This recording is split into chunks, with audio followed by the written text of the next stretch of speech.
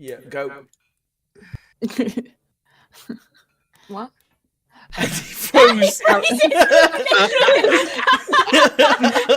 right as you said go, he was just like, Hello, everybody. Sorry, I was just freaking out our tech man because I pretended to be frozen just to see if I could. Wait a minute. That was really. Make everyone I panic. legit thought you frozen. Hello, and welcome to another evening of Dungeons and Dragons with us, Dyson Mimics. Hope everyone's been safe and enjoying their own games, etc., etc., etc. Yeah, joining me tonight, as usual, we have Annette as Talia Darkthorn. Hello. We have Ben as both Valdizian and Urt. Evening. We have Steph as Vienna. Hello. We have Reese as Blossom. Hello. And we have Aaron as Zandal. You were muted if you want to try saying hello again. I shouldn't be. Oh yeah, he's got a dodgy headset. Bear with him. Yeah. Only dodgy during D&D. Playing Valhalla. Pretty sure it playing only Repo. cuts out single words. Fine. Yeah. So Hey, it's Repo's whenever you been just playing say something quick and short that it just doesn't pick it up. It's like, no. No. Anyway, before I jump into a recap, any housekeeping or announcements to be done? Just a normal announcement, which is like a thank you to all of the people who make all of the tools that we use to do our D&D game. So we use D&D Beyond for our character sheets. Well, most of us here do, who aren't Excel wizards. It's not Excel, to make things easier. It's a PDF. It's a PDF. Okay, fair enough. Some of us don't do well with brackets, apparently. So we use D&D Beyond for our character sheets. We use Roll20 for all our maps and all of our location-based battle stuff. And we use Sirenscape for all our ambience and our music. And all those people that makes those things work, thank you very much. Keep up the good work. We wouldn't be able to do this game without you. So, it's just thank you to all those guys. All right. So, quick recap. After a number of probing attacks from the Faceless against the city of Maham, the party ended up facing off against a large number of mages with 5 amalgamations made of zombies. The battle at the wall was hard fought and included a lot of trying times for the party as the enemy's tactics have been improving and we're using things like anti-magic cleverly to deal with a lot of the party's kit, basically. However, through some clever actions and some perseverance, they were able to succeed, win, and drive off the mages and see off the amalgamations. They then quickly investigated a few things on the bodies they had managed to fell before going back into the city and heading for the Jigging Jester, only to find that whilst they had been engaged at the walls, there had been a second group that had infiltrated the city, charmed the inhabitants of the Jigging Jester, and stolen the Divine Tether. They then made their way to the Sovereign Citadel to update Barras. During this, they made sure that he was up to date on everything, and Valdizian also prayed to Triferian and received a vision of where this raiding party made of Yugolovs had gone with the Divine Tether, seeing what he later was confirmed by Ragnavale to be Cadon, the City of Gardens. Barras then issued the party, or in specifically Vienna, with a writ, turning her temporarily into an ambassador for Maham to go to Cadon, the City of Gardens, and go through the diplomatic route of trying to question them whilst the party were being trusted to subtly and stealthily Barras may have been tired when he suggested this. Investigate and try and retrieve the divine tether. Is anything we've ever done been subtle? He did bemoan the fact that you guys have destroyed 2 cities you have visited. We're going to try. One. 2 cities that he Well, knows been about. part of one Only destroyed wasn't city. our fault, okay? Moontide was our fault. Everything else that has happened has not been our fault. For the first destructed city. But the party were then dismissed and were able to return to the Jigging Jester to begin making plans for their travel and preparing for this mission. We get a long rest, right? You all receive a long rest, and we pick up Thank you. later on in the day, in the evening, as you have all sort of come after licking your wounds, recovering. You are able to meet wherever you want in the Jigging Jester to begin planning. The Jigging Jester that now Hole has in the wall. a big hole in the wall and a bunch of sheeting up. Can I do some assisting and just help with like casting some mending to sort of like at least help start repairing it?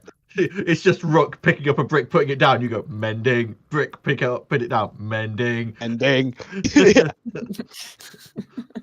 It's a cantrip, so cast it as many times as I need to.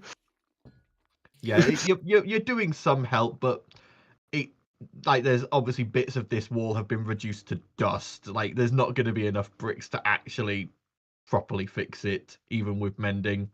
So it is going to take. But some as long actual as we can get construction some, yeah, as we can get at least some of it back up. Yeah. So I imagine poor Gunther's having a bit of a neurism. Gunter's just sat there going, I'm so glad I took out that insurance. I'll probably just sat with him, like, maybe screaming in the inside and freaking out. And yeah. Right. So when Barras set me on this diplomat's mission, was there anything specifically he said that I was going to go for? So usually Vienna tends to work on trade. So yeah, in essence, basically he said that Muhammad Kadon, he hasn't been to Kadon in a long while. No ambassador from Muhammad's been to Kadon in a while. Mainly because the ruling circle of Archdruid sort of got a bit frosty with Muhammad. Okay. He's basically sending you as a think like almost like cultural exchange sort of thing, like just like almost like a probing diplomatic thing of like, are we still friends? Are we not? What's going on? Yeah. Okay. So if I play it as a, it's we just like wanted to make it's amends. Anything we can do to fix. Let's make amends. More just sort of a we're here for an update sort of thing. Like what is the situation between our cities sort of thing. Yeah, and anything we can do to help each other, you know, that sort of thing. Like you'll be discussing things like trade and that sort of thing, but you won't be making promises or going in depth. No. You'll just be sort of going. I'm more. I will pass it on to. Yeah, it's effectively you are to him again. You are the first step in what would be a long diplomatic train. Like you would go, you sort of get what they're interested in, what Maham's interested in. You then come back to essentially a Barras. glorified messenger. Yeah, you go back to Barras with that. He then goes, right, well, that needs to be dealt with by this diplomat. This needs to be dealt with that diplomat. And he then forms an actual full diplomatic party. So you are... To put it in horrible terms, you are the expendable diplomat. Yeah. Like, if you get killed, you're not the diplomat who knows how to deal with trade and all this sort of stuff. You are the diplomat who can probably play on that when I get to Kadan. When I get there, I'll probably play on that and be like, "Oh, he sent me because I'm not worth anything." Yeah. So. Yeah. But yeah, that's play on that and be properly offended by that. It's like, sent me because I'm not worth it. Hell. Yeah. It's along the same lines of like the first time you like if you go back to obviously the Middle Ages and that sort of thing, the first time civilizations made contact, it wasn't the kings who met. It wasn't the diplomats who met.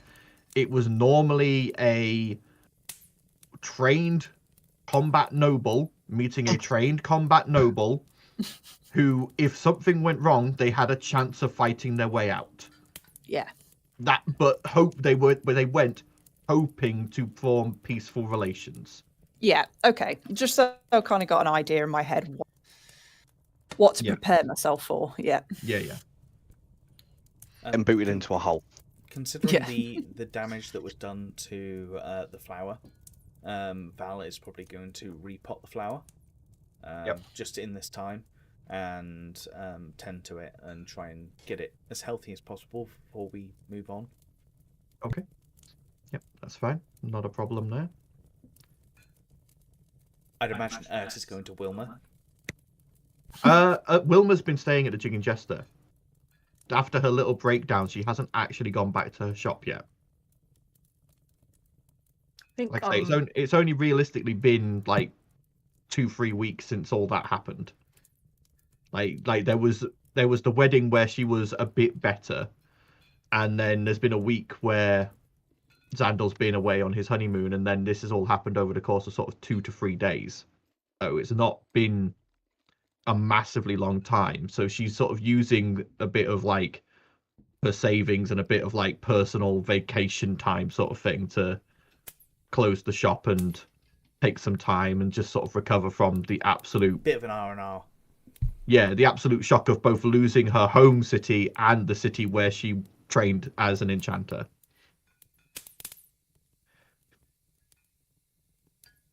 And the city being raided and the Jig and Jester being half blown to shit has not helped that in any sense. No. Yeah, her nerves are being tested even here, but... I'll say Talia's probably gonna... Talia's gonna go to her room because she wants to write a new letter because the old letter isn't valid anymore.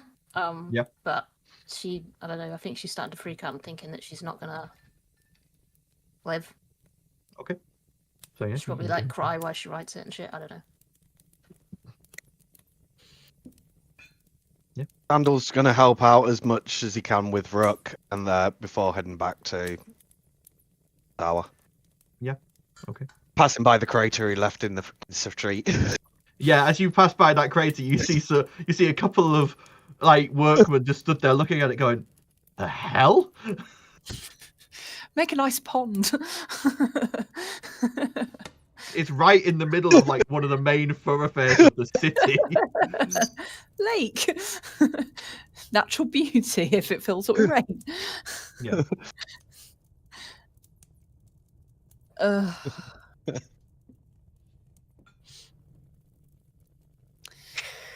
Okay, so yeah, I just guess we're just all preparing, ready to take off. Yeah. So obviously it's nighttime at the moment, but if you want to discuss like, whether you're going to do any provision runs or go and see if you can do any shopping, anything like that, just let me know, and obviously we'll deal with that after you guys have had a rest. But discuss among yourselves. We kind of like need to make ourselves not like ourselves. I think because it's baseless watching us. Some kind of like outfits that matched something to Vienna. So Vienna would be the lead, and we would have some kind of clothing that would put us as like her servants or her entourage. I think that's we're her bodyguards, aren't we? Yeah, bodyguards. Yeah, you would know, like, enough. Blues, purples, I'd imagine. A bit of pink. You would know. Hair.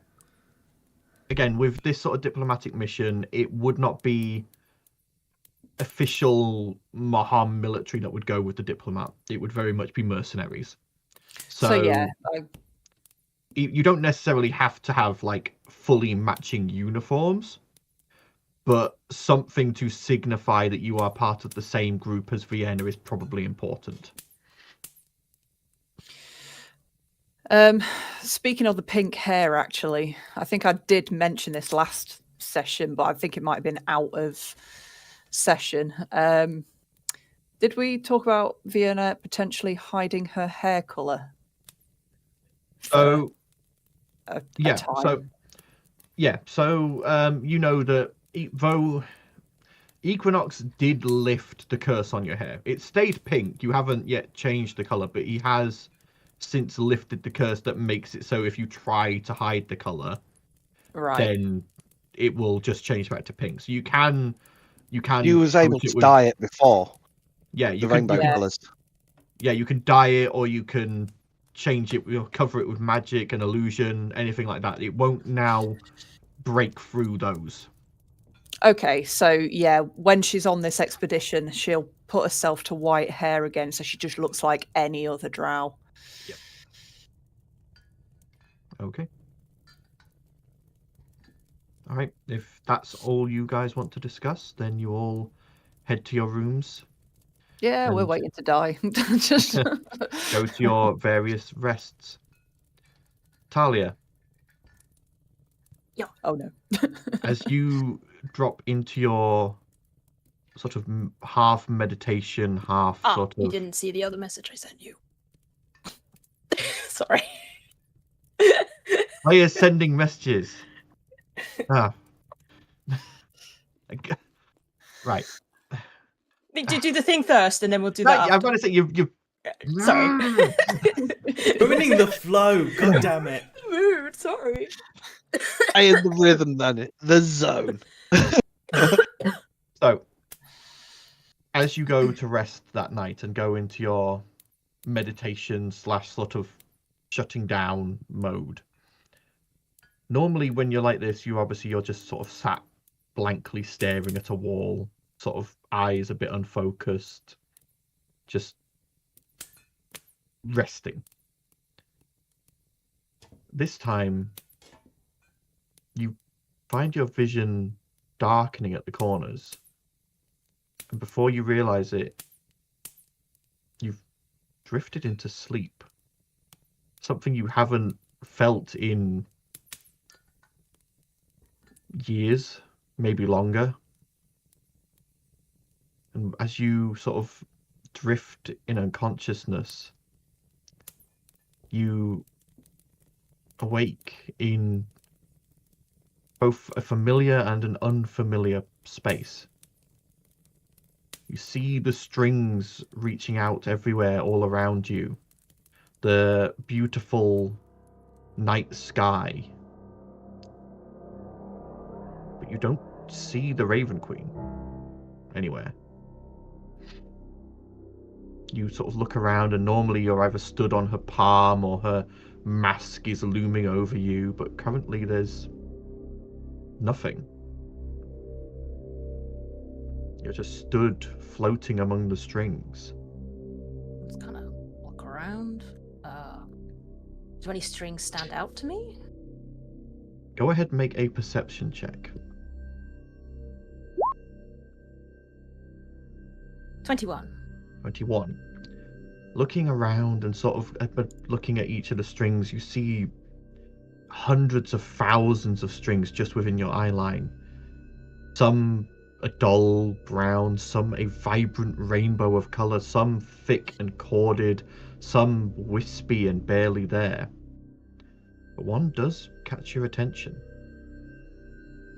A glowing red and black string that is frayed and looks like it has been cut once before and then knotted. Huh. I'm gonna reach out tentatively and touch it. As you touch it, your whole life flashes before your I eyes. thought it might have been. You just see just flash, images from your childhood, images from your training, images from Gunter with your party. Every moment of your life flashes randomly before your eyes.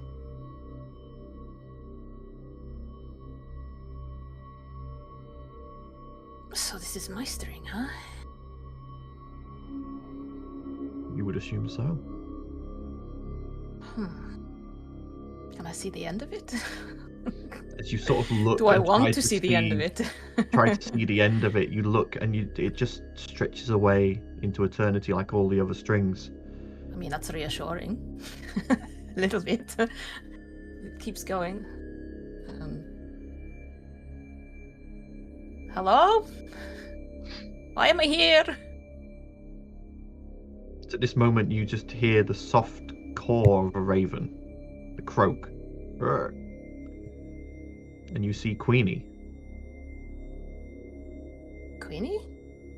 Queenie sort of cocks their head and then pecks at the knot in your string. What are you trying to show me, little one? Pecks at the knot again. Want me to undo it? Keeps pecking. Alright, I'll try and untangle it. As you begin to untangle this knot, you see there's the red and the black of your own string, but before this knot you realize the string was just red. Just What's that the black glowing string? red, and then afterwards it's entwined with this black. But in the knot as well there are threads of gold. Small wisps of gold are coming loose as you untangle this. And as you finish and fully untangle, the red string that was attached to the red and black is whipped out of your hand and vanishes. Oh, did I just fuck up? A little guidance would be nice. Hello? Please don't leave me alone here. You then hear the soft voice of the Raven Queen. Do you happily discard your old life? What you were before, what you are now? What do you mean? I don't have a life. I'm undead. You are not undead. You know that I despise the undead. I don't eat, sleep, breathe. Am But I you alive? are not undead. What am I? You are mine. Right, of course. Do you release what you were before? I mean, if you'd asked me maybe a few months ago, I probably would have said no, but yes, I guess I would. You don't see the Raven Queen anywhere. You don't feel her near you. But then you just feel something warming inside you. Might I ask Oh. which pact you took? I believe I took the Pact of the Talisman. And as you do that, you watch as a single black raven feather floats down. But it's not a feather. It's made of gemstone. Beautiful black onyx gemstone with diamond striations, showing the points and curves of each feather on a chain. Then accept my power and know at the end of this path comes rebirth. And then you are snapped awake. And I'll probably just like jerk awake as if I've just in woken your up, like hand- breathing heavily. And in your hand, Yeah. there is that feather, that diamond and onyx feather on a chain. Guess I'll just stare at it and be like, what the fuck did I just agree to?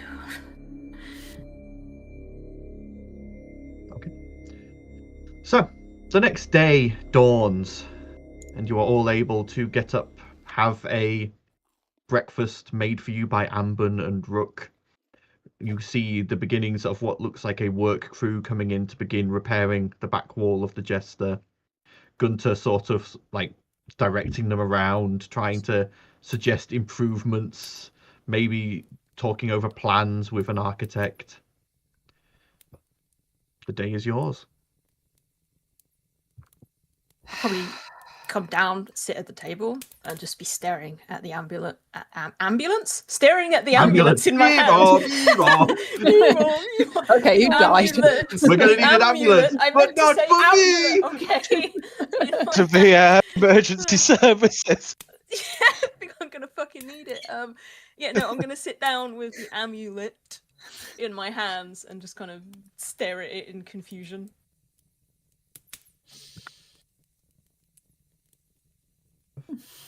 That's pretty. Yeah, I was given it last night. Ah, Gunther's so thoughtful. Not by Gunther. Oh, got another pursuer? My patron. Ah, that's a shame.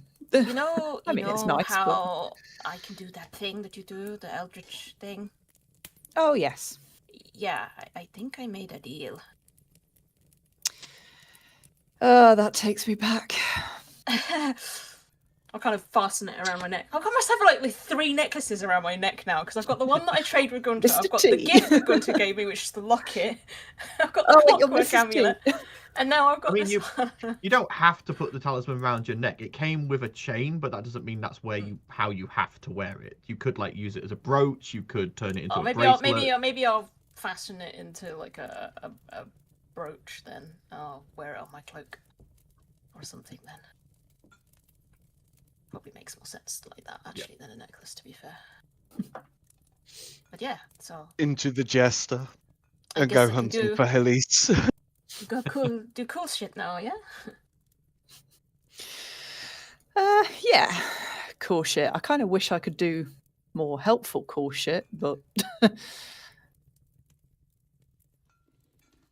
it's kind of weird. Erk goes, I think you do really helpful cool shit. Yeah, all the time. You're helpful. yeah. Oh, don't worry about it. It's natural for me to doubt myself. A lie, of all the diplomatic stuff I've ever done, this one makes me nervous. You'll be fine. You're good at talking. Most of the time. Fine. There are no pressure because you don't really need to have any positive outcome. It's all just a ruse. We would like a positive outcome, Erton, in the sense of, the world not ending. Oh, yes, but I meant about the diplomatic thing. It's just a ruse. We don't have to have a good outcome of the diplomatic mission. I mean, it'd be a nice bonus, I guess, but yeah. But I also need us to not die. Yeah, exactly. We don't want to get assassinated. That's why we're doing diplomacy, because then they can't just assassinate us. They have to... They can't just attack us straight up. They have to do it, all sneaky, underhanded, and we're strong and can deal with that. But we also need to stay subtle as well. Sneaky assassin shit is, it doesn't matter how strong your opponent is. If you can catch them by surprise, you can kill them. That's the whole point of being an assassin. Believe me, I have done assassinations before. Did we maybe go and have, see Absum and see if he's got any potions? Or see if go get some sweets from Z? Some of those could be quite useful. We probably should resupply. Yeah, we probably should. I mean, I Z had some good stuff. Some stuff we've not tried before, so maybe could be useful. Just feels wrong going to a sweet shop and stuff when, a mission. Yeah. But let's be honest. Stuff to help stop end of the world feels like right thing to do. I mean, yes, but stuff is for us. Let's be honest. I'm not my fault. The stuff right? to help stop end of the world happens to be tasty. I mean, yeah, that's a nice bonus, I guess. But I don't know, man. I normally like to think I'm pretty calm before a mission, but I'm kind of terrified, if I'm honest. It's a lot to lose. Which is why I really want to make sure that you guys try and keep your head. No matter what happens, even if we come out with no information at all, it'll be easier to keep up the ruse than to break it. I mean, there's two sides. We keep up the ruse or we burn the city to the ground, right? Well, no. It's not like we don't have to burn every city that we visit down, Like, it's not a... That's not the goal. It's a garden, right? At this moment, has a tinderbox out and goes, "I'm ready." We're not burning anything, Gert. We're not burning. Voice from the stairs. It'll make finding the bad guys easy. Not helping, Xandor. Blossom, please be a voice of. Oh, Gunther, like, you talk some sense into them. They're being crazy. Someone goes, "What? I was just talking to the good man about adding like a whiskey still to the jigging. I'm sorry, you can see Gunter's being sold stuff that he doesn't need." I mean, a whiskey still, if it's fire whiskey, I'm agreeing with you. With maybe if you can afford it, not if you can't. To be fair, speaking of burning things down, I could really use some of those explosive arrows that you made, Xandor. Oh, for the divines. Please. Not for vandalism. Someone has to have sense in this party. Get the gunpowder. Who's left that has Talia, any don't sense? you still have like 2 of those explosive things from like Rethorpe? I don't think I have any pyroclastic mines left. They're not in my list. You used one to take out. Oh wait, no, hang on. What we got? Boots. You bought 3. I think you used 1. You used one on diary, clockwork on his house. Yeah. Worthington's Worthington's Figurine house. of Yeah. wondrous power. I think you did it's use not the in other my. two. It's not in my list. It's not in my list. You of used items. the other two. But I can't remember where. I'm pretty sure I don't have any left. Yeah. You used the other They're not two in my list. pyroclasm. You did use them. What did you use them on? I think we put Something. them all in various places around Worthington's to create. I think we used the last of them as a when we were, when we were going to see the dragon. I'm pretty sure we used that to collapse the tunnel, or left it as a trap in a tunnel. Okay. I think I used it then because they're not in my list of items on here. Yeah, they'd still be in my journal if. I have popcorn, lurker, licorice, super sugar. I remember where you used snake, them. slime suckers. But I remember where you used them. You set them up as a trap in Ingbrook in the spider infested space between caves. You set them up there after you'd taken out the spiders in case anything else tried to come in through that gap. Yeah. So yeah, Vienna will turn to it's like, how's Wilma? Better, but she's taking it easy. She's going to stay here at the Jester for maybe a few more days after we leave, and then go and try and set up the shop again.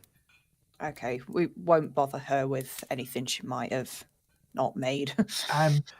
Do you know anyone else that makes weapons? She's given me the key if we want to go and get any of the stuff that she had that was still there from the last time. She says we're welcome. Obviously, you leave the money in the till, but she said we're welcome to go in and pick any of that stuff up, but she's not going to be making anything new anytime soon. All right. Do we know any other shops other than Zitzog's and Wilma's? Is there? I mean, we could go and see Asgarm, see if she's got anything new. It won't be enchanted, but I mean, it might be enchanted. I haven't really visited Asgarm in a while, actually. I should probably. You know, Asgarm is not an enchanter. She can make weapons to be enchanted and with the correct points in them for stones and runes to be carved and that sort of thing. But that's normally done as a custom order to then be taken to an enchanter. She doesn't do the full thing all at once. She is just a blacksmith. I probably do want to see her just because she's ex-Talon and I can leave a message with her to pass on to my foster parent if I don't come back. Yeah. Right, let's go shopping then. Okay. Sandal, Are we going to come back here before we leave, though, right? Yes, sure, because I'm not traipsing my luggage around. Yeah. Okay. Sandal, you head upstairs and you knock on Helise's door. It's not Helise who answers. It is Grifter. Oh, God. No. Thing in That's here. my girl! Get in there! Sorry. Grifter goes, "Oh, Hello, Zandal. Helise was just helping me study some spells, and you see Helise currently rolling around on the floor laughing, obviously under the effect of Tasha's hideous laughter. Oh, for God's sake, you had an opportunity and you really were just practicing Oh my God. Children. Teenagers even. Well, I need to talk to my sister. Oh, I mean, okay. they could have been using Mage Hand on each other. Like, He's underage. She's 17. Oh God. You watch as he cancels his concentration on the spell, and Helise gets up and goes, okay, that was a good one. Oh, Sandal. Yes, how can I help you, brother? Both here anyway. I stare at Griff for a moment. He just smiles and waves. Hi. Right. You need to spend as much time at the academy as possible. Help Ragnar Vale as much as possible. He's fucking knackered. Learn. Okay, I him. am only a student. I don't particularly get to go and see the headmaster that often. Hey, yourself and pointlessly unknown, pointlessly known, so that he has to spend time with you. We'll learn from him. I'll try. Here's a trick for you. Potions class is a lot of fun.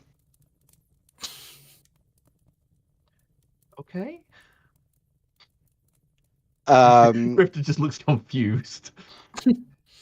I'm telling him to prank a lot. So yeah, but he's still just confused. Yeah, get it. Police, you need to pack up. You're moving into the tower with Philly. Woman is nesting. I don't Yes. want to have to listen to you two every night. Well, I'm not going to be here for a while, so, but... Oh, well, that's all right then. Girls' night! She starts packing up. She's currently in the midst of nesting. Make sure some of our culture stays in that tower. No, I don't think I will. I think I'll let her decorate every room in pinks and pastels, including your workshop. I'll suggest some taffeta to go in there.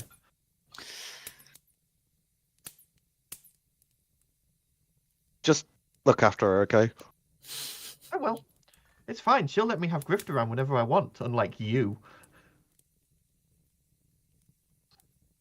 We'll be placing wards. You can place as many wards as you like. I'll be able to get round them. Talia taught me. And she's got a suitcase and she just goes waltzing out the door. You're welcome. Disembodied voice.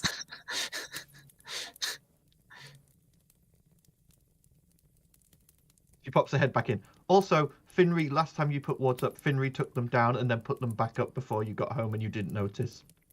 And then she just goes.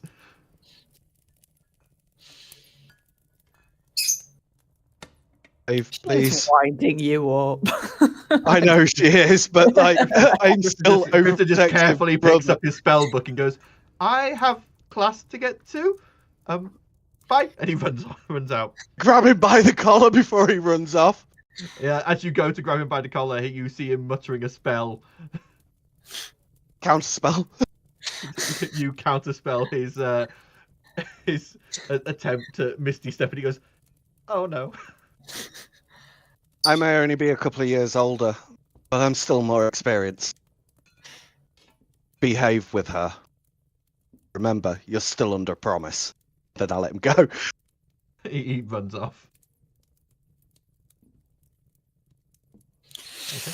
I'll have probably gone to the market stall that did my custom garb that has Tritherian symbols like embroidered in different places. You get there and the little old lady is there again. She goes, "Ah, the Dragonborn, welcome back. So, how can I help you?" I'll basically describe like Vienna's garb and say that we need at the very least some kind of cloaks that match. With some kind of pattern that matches maybe like the Winter Court kind of symbology. and try and get some cloaks that match all of us. We don't all have to have matching garb, but if our cloaks all match, then that's probably going to be a better symbol. Do you want cloaks or tabards? Tabards might be better. Yeah. Ew, I'm not wearing a tabard. I'm not a dinner lady. That's tabards. Come on. That's why I was thinking cloaks, because it probably is going to be more acceptable, because we can wear our normal clothing underneath and then just have cloaks that kind of match to signify that we're one coherent group.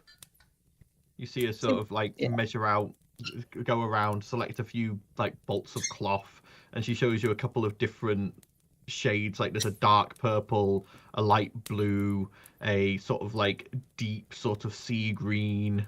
She's sort of showing you all these. These are all sort of winter colors, basically. She's trying to show you. Whatever kind of closely matches what Vienna normally wears, I'll probably go for that color most. You wear black though. Yeah, Vienna actually wears a lot black, but I'd imagine as the Winter Court probably took hold of her, they probably did have a light blue hint to them. So she Like sort of like finalizes the design in her mind and then goes, so how many cloaks? 2, 3, 4, 5? 5? 5. Very well. In total, that will run you 20 gold, and I will have them finished by the end of today. Perfect. And I hand over the 20 gold. Thank you for your business, and I have to get working. She takes the bolts of cloth and shuffles into the back of her tent, and you hear the snipping of scissors and the of her needle.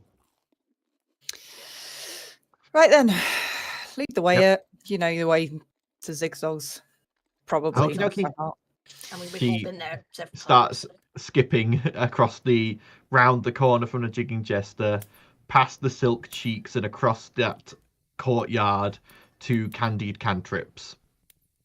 Pushing open the door, she steps in and goes, "Zee!"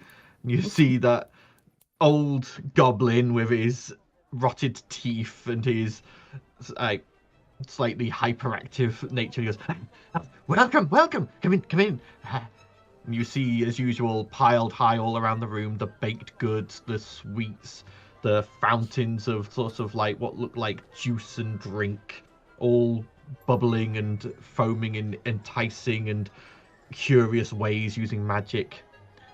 So, what do you need? I heard about big things happening. Yes, Z hears many things from customers. Very bad things need to be able to do really cool things, yeah? Yes, Z has his normal stock available for you. Yes, as always. Anything new? Unfortunately not. Have been a bit busy. I was actually the caterer for the cake and some of the sweets for your friend Sandal's wedding. So I was a bit busy That with was doing very that. good. Thank you. I actually can't remember what he sells. Okay, right, I've got a few in my inventory. So you got popcorn. Well, hang on. I will run through it. I'm not going to do the sales pitches, Z. Yeah. If you want a details reminder on of one, what it you is. then tell me. So there is purity pudding. There is transparent coconut ice. Popcorn. Lurker licorice. Bouncing bonbons. Black powder brittle. Sugar gems. Cloud floss. Yabbering yum yums. Charm cookies. Death by chocolate. Healing hearts. Everlast candy. Phoenix pops. Super sugar bombs. Gummy snakes. Lockjaw toffee. Refreshmints. Slime suckers. Shield gum. Animal biscuits. And transformation taffy.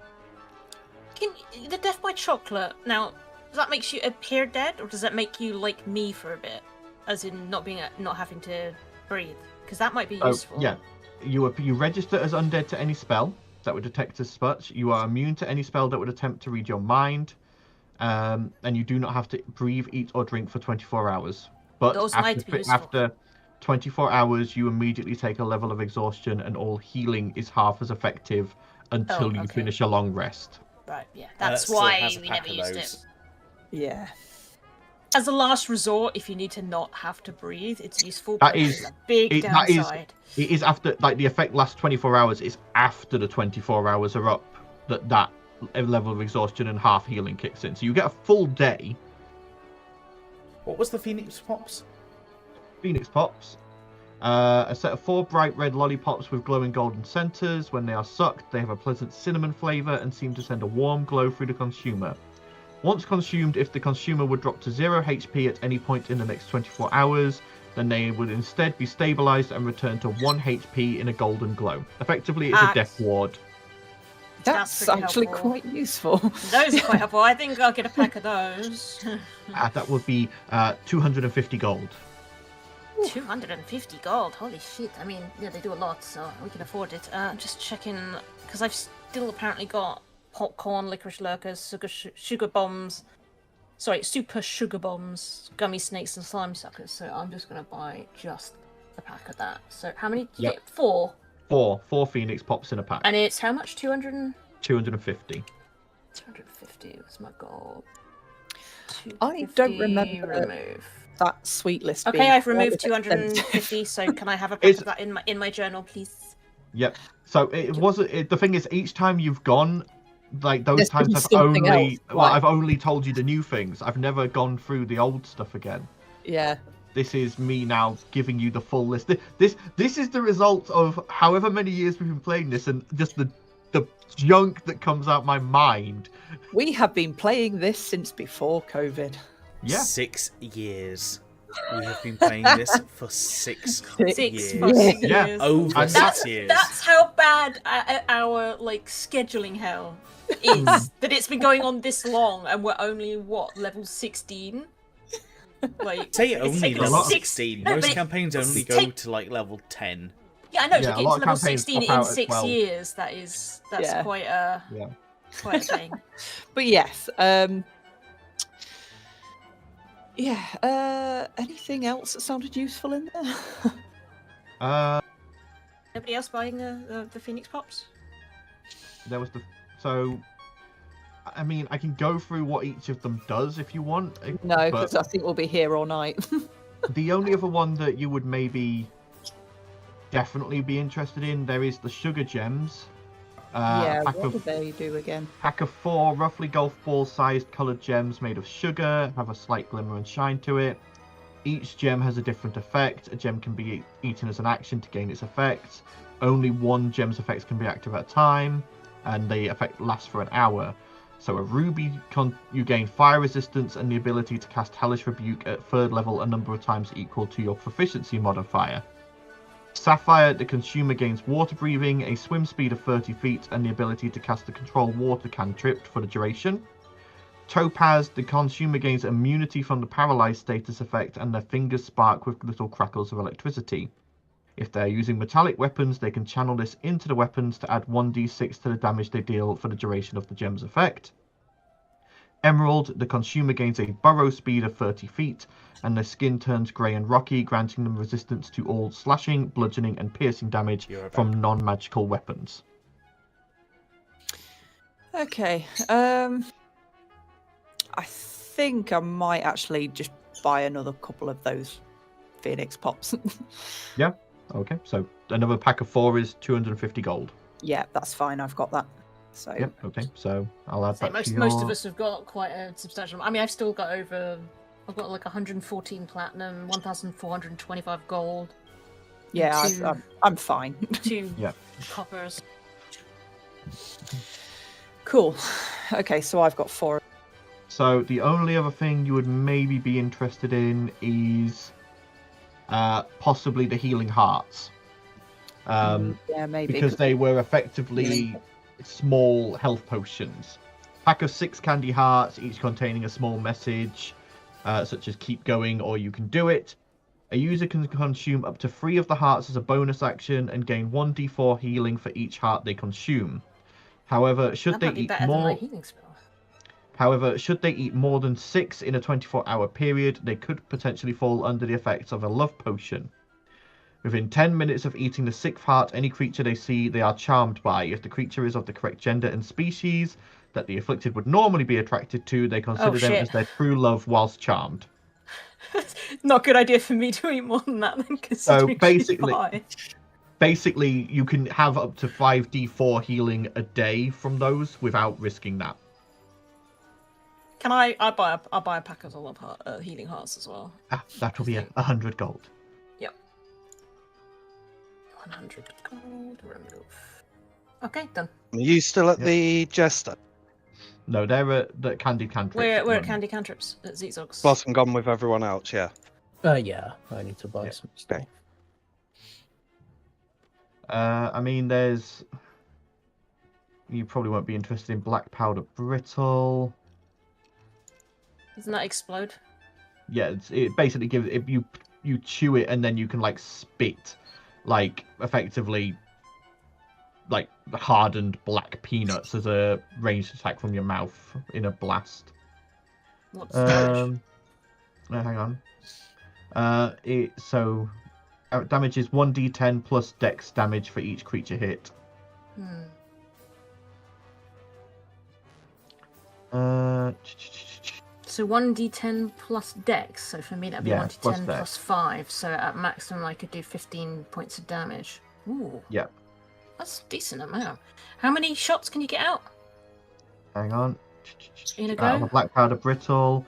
As part of the same action, so upon using an action to consume this bar, the user's cheeks immediately bulge and spark. Smoke begin leaking from their closed lips. As part of the same action, the consumer can then make 3 ranged attacks against creatures within 30 feet or within 60 feet with disadvantage. So potentially 45 points of damage in total if you rolled full damage on each one. Full damage and everything. Just screw it. I'll buy some of that as well. Why not? 1 bar will be 50 gold. Done. So it depends how many bars do you want to buy. I'll just buy the 1. Okay. For now. See if it's useful. We'll see. I just realised instead of reading all of these out, I could have just pressed show to players.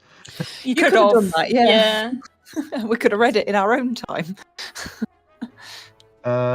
There's the...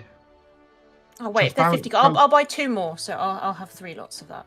Okay. So that's 50, so that's another 100 gold for you. Yeah. I mean, there's a transparent coconut ice, which is a invisibility spell that's edible. Don't know whether you guys would like that. Obviously, the lurker licorice is the pass without a trace, but for only 10 minutes. Trying to think if there's anything else. Obviously, super sugar bombs you guys have already got. That's the haste things. There's not really anything else that I can think of that you guys would be interested in other than the sugar gems. Maybe the charm cookies. How many healing hearts was there in a pack? 6. 6. Okay. Do I want any more of those? Oh, I need the inventory on the D&D Beyond is a pain in the ass. For like adding custom shit, so I'm just trying to keep track because obviously I've got the information on the suites, but trying to keep track of how many I've actually got. Yeah. So I'm just gonna put. So then you might. So how many healing hearts did I get? 6. I've already lost track of how many packets. 6 healing hearts. There's 6 healing hearts in a pack. Sorry, I bought 1 pack of the healing hearts. Phoenix pops. Yeah. And then I bought. How many? 1 pack of healing hearts and 3 black powder brittles. Vienna might potentially be interested in the charm cookies. Okay. Pack of 5 delicious looking chocolate chip cookies. Every time they are opened, they give off a lovely enticing aroma.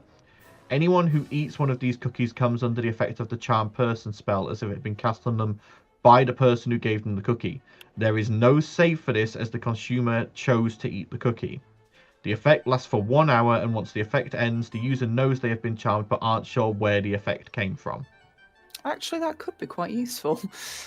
That's what I mean. You're going on a diplomatic mission to offer someone a cookie. That's actually very useful. Yeah, I will get a pack of those.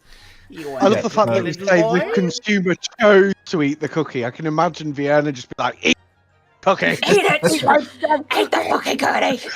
So it's 30 gold for a pack of those. Okie doke. 30. Just trying to decide if I want more of the healing ones or not. How would suggestion work? Would it still count as them choosing to eat it? If Val could cast suggestion and say cookie. Yeah, technically, because they would have failed because they failed the save against suggestion. It's then their own action. It's like a subliminal messaging thing, really. So yeah, it would still be their own choice to eat it. I'd say they probably have more of an idea where the charm effect came from then, though. That's all right. How many pamphlets does Val have? I've Yeah, been that's the printing only- them I'm planning on printing them for Fancy Forest. It's going to be like 300. Pamphlets. Yeah, that's the Pamphlets for only. Fancy Forest. Yeah, that's the only things that I can see that I think. Yeah, that's fine. Like I said, I will So 6 choose healing hearts to in a use them pack. wisely, but 4 in a pack. I'm also trying to keep track of. I think I've used one. I've used a slime sucker, I think, at least once. So Yeah. how many's in a pack? I'm trying to keep track of how many I've actually used. So it's just one usage, isn't it? How many are in a pack of slime suckers? Hang on. It doesn't say a lot. Some of these don't tell you how many's in the pack. Yeah, slime suckers. It doesn't say. So if it They're doesn't- still in if my it doesn't- inventory. If it doesn't say how many's in a pack, then it's a single one. Okay. But they're still in my inventory, so it's just like, what have I used? So would we say I don't have any slime suckers left then? I thought I Slime seem to Suckers remember- was 5. Go for 5 then. Put 5 in the pack. So I'll say there's 4 left of that one. Because I've been able to use 2 so far. So What gummy snake? I've used a gummy snake as well because that's to get the fangs, isn't it? And I used that Yeah. against Lady Yeah. Alauva, so. And there's that's how many in that a is pack? one that only is sold one at a time. Yeah, Because they're like the so- big long snakes. You just buy them one by one. Yeah. Okay, so I need those removed from my inventory then, because I definitely used that. Lurker licorice. I don't think I've actually used them yet. Because that's passed without a trace. How many's in a pack on that? It's 3 licorice wheels in a pack. Okay. Just because we have them in the inventory in that lot, and I've never actually written down how many's in it and uses Yeah, and that's a stuff, good because I point, can't add it to yeah. your inventory. It's like, Yeah. do I actually I'll- still How have many you these or have. not? I'm kind of loosey goosey with that. As long as you don't go ridiculous and Popcorn. every 5 minutes go, I'm gonna use this. I'm gonna Yeah. yeah. I'm gonna trust you guys with maintaining your own inventories. This is a single pack of this. yeah, so corn it's a bit like the somewhere. paint that I was using, the invisibility paint. I was trying to Yeah. mentally kind of keep a track in the back of my mind, and then I Yeah. knew that I had pretty much run out at a certain point. I Yeah. have a popcorn one thing. I think that's only 1 in a pack, and I have not used that yet, so we'll just say 1 left. So the ruby sweets, Yes. how long did they last? Super sugar bombs. So it's 1 hour, and It's to 4 put a in that. sugar gems, you have to buy a pack of 4, and it's 1 of each coloured gem. So if you wanted to, you'd have to negotiate with Z if you just wanted the red ones. Because you'd have to take the packs So that apart and gives you remake them. haste. Oh, Okay, well, so it- four it would be- left. fine to have others as well, but so that'd be an hour of fire resistance and And Hellish Rebuke a number of times equals 5 your proficiency times. modifier. Yeah. you said at level 3, which Third would level, be yeah. 4d10. Yep. Okay, I've got. Yeah, they I'll sound collect good. that. I'll buy a couple of packs of them.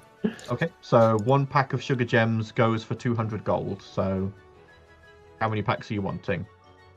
Say Yeah, that, go just start there 2 again. packs. 2 packs. Okay. I've added those to your journal.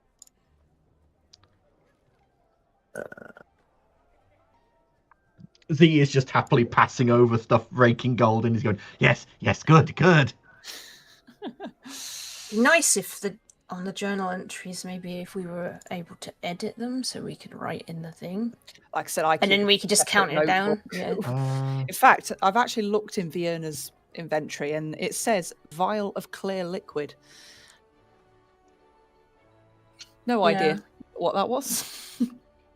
Oh, because it says I've got slime suckers +5 in my actual inventory, so I can set it to be edited by all, but then I'm trusting you guys not to change any details on them. My only concern is if it's edited by all, and we're all viewing it because it's one thing. We could be tracking our inventory, but then someone's got more. It'll get mixed up, so we probably should just. Keep them I won't do that. It's fine. Because it'll be just editing the one thing. You'd have to make an instance of it like 4 times and then give it all separate for us to be able to. Whilst everybody's indulging in sweets, can I try and find like a banner place and try and get some banners made as well, just to like go with the cloaks and everything else? Okay, go ahead and roll me an investigation check. I've still got a Hydra scale in my bloody inventory, apparently. Yeah, because you were potentially going to give it to Wilma to put in that potion. You still got the adaptive potion somewhere, I think. I don't think you ever drank it. No, I've got a potion of foresight. Or did you drink it with something else? I've never used it, I don't think. Okay, you must have used it. 18. No, I don't think it takes you probably about 30 minutes and asking around, and you eventually get pointed to a sort of like warehouse down in Grimhaven, and you're met by sort of a large orc at the front who goes, "How can I help you?" I basically explained that I'm trying to look for some kind of banner that both symbolises Maham and Vienna's hometown, because it is almost like a dual negotiation thing going on. I probably would skip Vienna's hometown thing. Yeah. Okay, that's fine. I'll try and just make some banners that symbolise Maham then.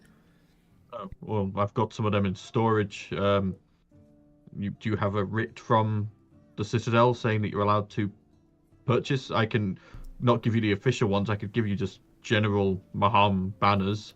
But if you want official ones, you need a writ from the palace. I'll show him what we've got. Oh, yeah, then that's fine. It's be what? How many banners do you need? 4 at max. 4. That'll be 50 gold.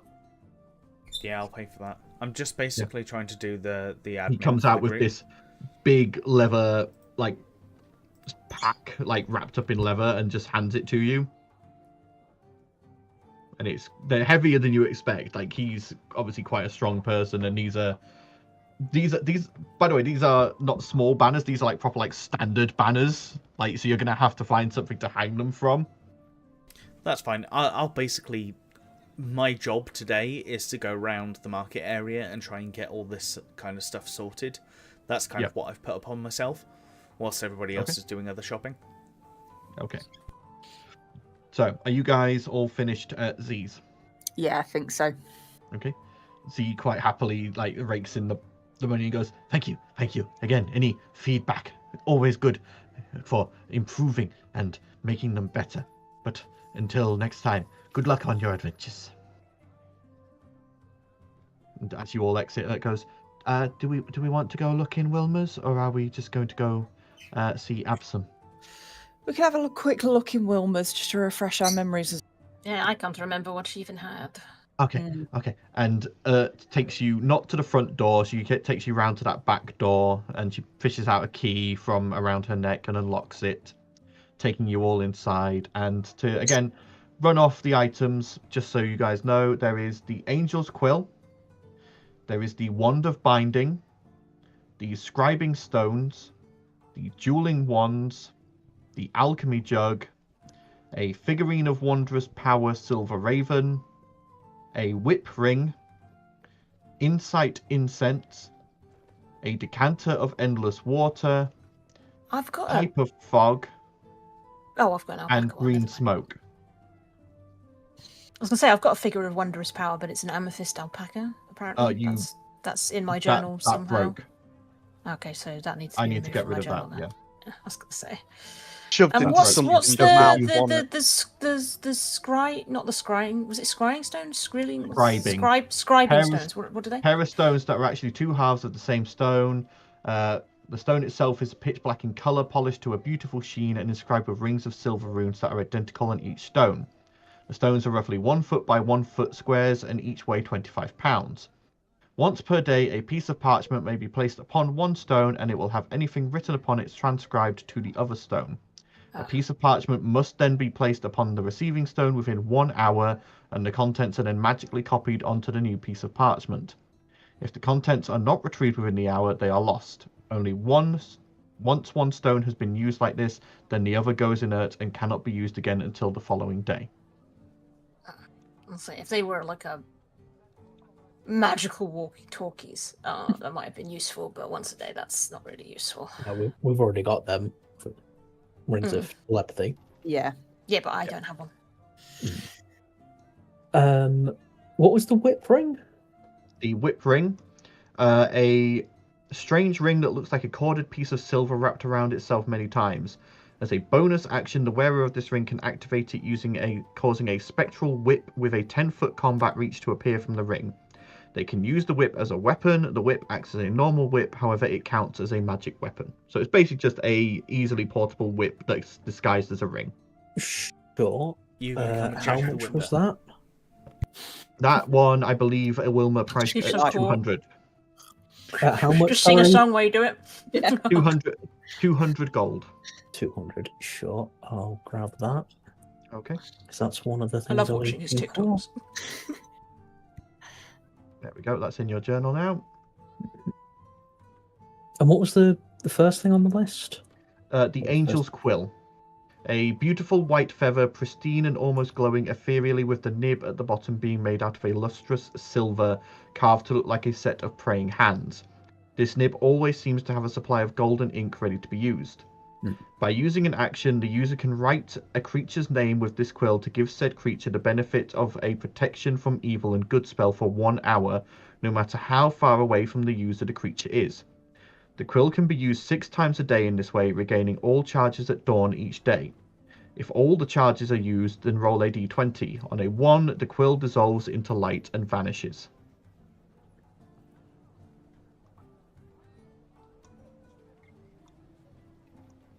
Would have been a nice present for Finry. Yep.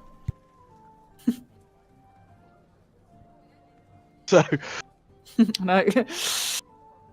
No, I didn't hear anything that jumps out on me. Sandal. Nope. Sandal.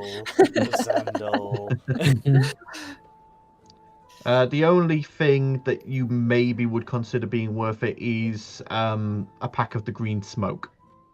Okay. Which is basically it's just a pipe smoke that when you smoke it, it gives you the effect of the speak with plant spell for 10 minutes. Because you're going to a place that's druids, so you don't know whether that would be useful. But that's up to you guys to decide if that's worth getting. I mean, you could like secret tree. I don't know. It might be a good idea. You could ask trees if they've seen where anyone went and shit. Might be Suddenly useful. walk to the tree and it's like, yeah, can you get this thing out on me, please? How much is the green smoke?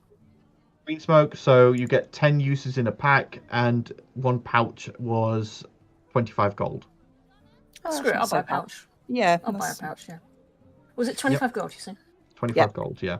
It's not, it's basically just like it's like the closest thing to alchemy Wilma does. It's just a blend of herbs and like plants that give you the effect of speak with plants. So it's not even anything that's particularly enchanting. It's just No. What? Where's it gone? I've moved it into character items. Were there no weapons or anything? There's the wand of binding or the dueling wand. That's the only thing. I know what the dueling ones are, but what's the binding one do? Wand of binding requires attunement. Appears to be made out of links of chain melded together in a spiral with a single diamond fused into the end. The wand has 7 charges for the following properties. It regains 1d6 plus 1 expended charges daily at dawn. If you expend the wand's last charge, roll a d20 on a 1. The wand crumbles into ashes and is destroyed. Spells. While holding the wand, you can use an action to expend some of its charges to cast one of the following spells with a save of DC 17. Hold Monster for 5 charges, or Hold Person for 2 charges.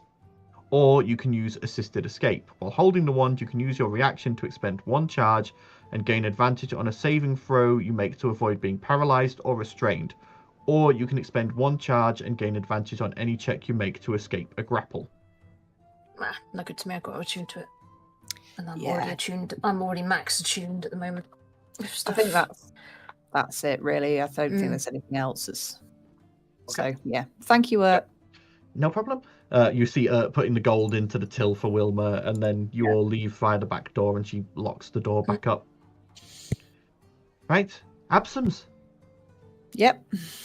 You make your way through the Gateway District and then up into the Guildhall Quarter, making your way to the Potions and Alchemist Guild. And again, it's so different from when Inala was in charge. There is actually people moving around in here now. There are people placing orders, taking orders. There are people selling and buying ingredients. There's no random explosions going off or mad cackling from upstairs. As you walk in, the receptionist sees you, presses a button or some kind of rune under the desk, and a moment later at the top of the stairs to the Guildmaster's office, it flings open, and there is Absam with his beautifully lustrous black beard, his slick back black hair, and he goes, friends! It's been a while. Indeed, please come up to my office and let's talk business. Slick bastard. I know, right? We got him a job. He loves us. I know. As you Let's go. head up, again, this office and workshop is now completely different to how Inala had it, whereas before it was covered with blast marks and weird reagents and bubbling flasks. There is now just one carefully set up workspace that is clean and neat, with a number of notes stacked beside it, and the rest of the space is taken up by a desk and some plush chairs. You see Absam walking in, he's like setting up a tea set and some snacks. He goes, please take a seat. How can I help you today? Going on a crazy mission that could get us killed, so any potions that can help would be appreciated. No different from your usual ventures, I'm sure, but let me see. Put it this way, if we don't come back, maybe find a bunker somewhere and hide, because the world's going to end. I'll take that under consideration. Now, With the higher stakes, yes? As for potions, you see he reaches under a desk and pulls out a sort of like case, turning it, he unlocks it, turns it and opens it. I happen to have 3 greater healing potions, 2 superior on hand, a potion of invisibility, a potion of fire giant strength, and a little special one on the side if you're interested. What's the special one? The special one, you see he picks up this very strange looking potion. It's almost like glowing slightly. I managed to get hold of a rather rare reagent. In essence, this is a potion of shield. Okay. So in essence, what this is you drink this, and for an hour you will gain +5 to your AC. How what's much that? is that? For a potion of Get up to shield, we're talking roughly 1,500 gold. These were not cheap to make, and they're in very high demand, as you can imagine. How much is the superior healing potions? So a regular healing potion is 50. You then go up to greater, which is 100. Oh, hang on, no, I've done that wrong. Lesser is 50. Standard is 100. Then you go to 200 for greater. Then I think it's meant to be 500 for a superior. So we probably want to buy all of the healing potions, like all of the varieties. So Sorry. Yeah, what's the So total that would of it? be what's the total of that, and then we'll divvy them out 100. amongst ourselves. Well, normally I would come to 1,600. Your friend, so I'll do you a budget deal, 1,500 for the lot of the 3 greater and the 2 superior healing potions. We'll also buy the super special shield. The shield potion, so that's another 1,500, so 3,000 in total. Yeah, I'll just. Absum is just 1,500. rubbing his hands together, his jeweled rings glinting in the light. I'll do the 1,500 for Ert. So Have you how got many enough standard Talia? healings for them? Hang on. What? So Have you there's got enough three- gold? We three can go greater. halves if it helps. I've got what is my total? Because it gives me the platinum separate. Like, what's that entire? I've got 2,290 gold. Okay. But it's more how much of it are we keeping? Like, so how inventory wise, how many of standard healing are there that we're buying? No standard If we're healing buying- that you're buying. No. You're not So- buying any standard. You're buying So free greater greater. healing. So free greater is 3 of them. Yep. Superior is 2. Yeah. 2 of them. Yep. Superior, so it's 2. Okay. So who's taking what? I kind of want one of the superiors. Just so that I've got a heal. It's actually not shit, because I can do smaller heals to myself just with my magic. It turns out I may have had healing potions the whole time. Again, I trust you guys to maintain your own inventories and to remember what you've got. Giant strength. No, I don't want that. Go away. Get off my screen. My Fuck. phone remembered D&D what I Beyond, stop being a had. dick. I didn't. So More. just to double check, if Ert There we go. has a 20 armor class and she takes a shield potion, for an hour she has an AC of 25. Correct. Cool. Okay, so one of those is mine. Okay. Right, so am I just buying potions for everyone? Or I thought we were like sharing out, because I was just saying buy them all and then we'll divvy them out for ease. I don't mean I want all of them, because that would be crazy. Yeah, no, that's fine. I've just called making dibs sure on you one of had the superior ones. I've got Yeah. enough to cover everything. Shall give I me just take it whatever. out of my inventory and then you just give me what you owe from what you take? Can do. I was ready to just go halves on it if you We wanted. But... need to go back through prior episodes because I swear we never use potions and we've bought like 100 potions. Oh, we so do, far. and I always remove them from my Yeah. inventory when I've used them. Yeah, but again, that's down to you guys to keep track. Yeah. And, like, I know, that sort of thing. it's up to us. So I just 3 think we're greater like... healing, 2 superior. The total cost is 2,000. It was 3,000. It's 1,500. 1,500 for the healing potions, all told. All of them. 1,500. Okay, right. So, individually, a greater is how much? A greater would have been 200 gold. Okay. And then the superiors would have been 500 gold. 500. 500 gold each. So he's done you a Got deal. Discount. So he's done us a deal. I'm just trying to figure out who's taking what, who owes who what. I thought I was making this easier, and I've just made it more fucking confusing. What the fuck? I was wondering. I was like, I mean, I'll this isn't leave new. it. I'm nowhere near I just you. wanted us all to have healing potions and to do it all in a one-er, and then we decide who has what, so we know who's. Should we just start a fucking game? I'm just going to buy a superior, and then you lot can sort yourself out, because I can't deal with this. It's confusing the fuck out of me. Okay, so 1 superior potion. I've paid what? Whatever. Very well. do it. 500 gold for a superior. 500. Do I not get a discount? No, Just not when one you're just potion. buying one. He did you a bulk discount. No, 'cause you we're were all buying going to a buy lot. them all. I can't do the maths shit, and I don't want to deal with it. So we're buying them all. Then let for someone the else do it. thing. I just want whoever wants them, buy them. I just want 1 fucking superior, please. Thank you. I'm Okay. just How much sat money here to give quietly you? waiting for someone to just Right, take Blossom, a breath. You do the maths. Blossom, you do the maths. You're the maths guy. Yeah, I just wanted 1 potion. I was trying to help, man. It's fine. We'll deal with it. Right, well, say you've bought all 5. You can work out the money between yourselves later. All right? Yeah. Okay. I'm going Do to we trust not- you to do that. We do have a communal like treasure document, so you could just put what we've got in there and how much you put in, I and think then you we've can been pilfering from take there money as out well. of That's that. the problem. How you There's nothing Yeah. in the treasure thing other than the Well, yeah, 1 'cause week we don't dry use it. rations. Yeah, we set it up for you and you didn't do anything with it. So Yeah. So, Blossom, Who how do much I owe gold money have to you got? and how much? That's all I want to know. hang on. I've completely forgot what even other than the healing potions, what potions you fucking had. Oh, your potion of giant strength or some shit. there was a I did- potion of fire giant strength and a potion of invisibility. How much is the potion of invisibility? For a potion of invisibility, that'll run you 300 gold. Okay. I mean, I don't really need it, so. So Blossom, how much gold have you got? Well, I'm down to 1,200, but I also need some extra weapons. Okay, so I've got in Who do my I give money inventory, to? I've got 120 platinum, which I don't know how much gold that is. 1,200. Just times it by 10. 1 platinum is worth 10 gold. If you actually click your money, it'll give you your equipment. At the top, it'll say my equipment. It'll give you your actual total in gold, which will Okay. count your platinum, and then you can just go from there.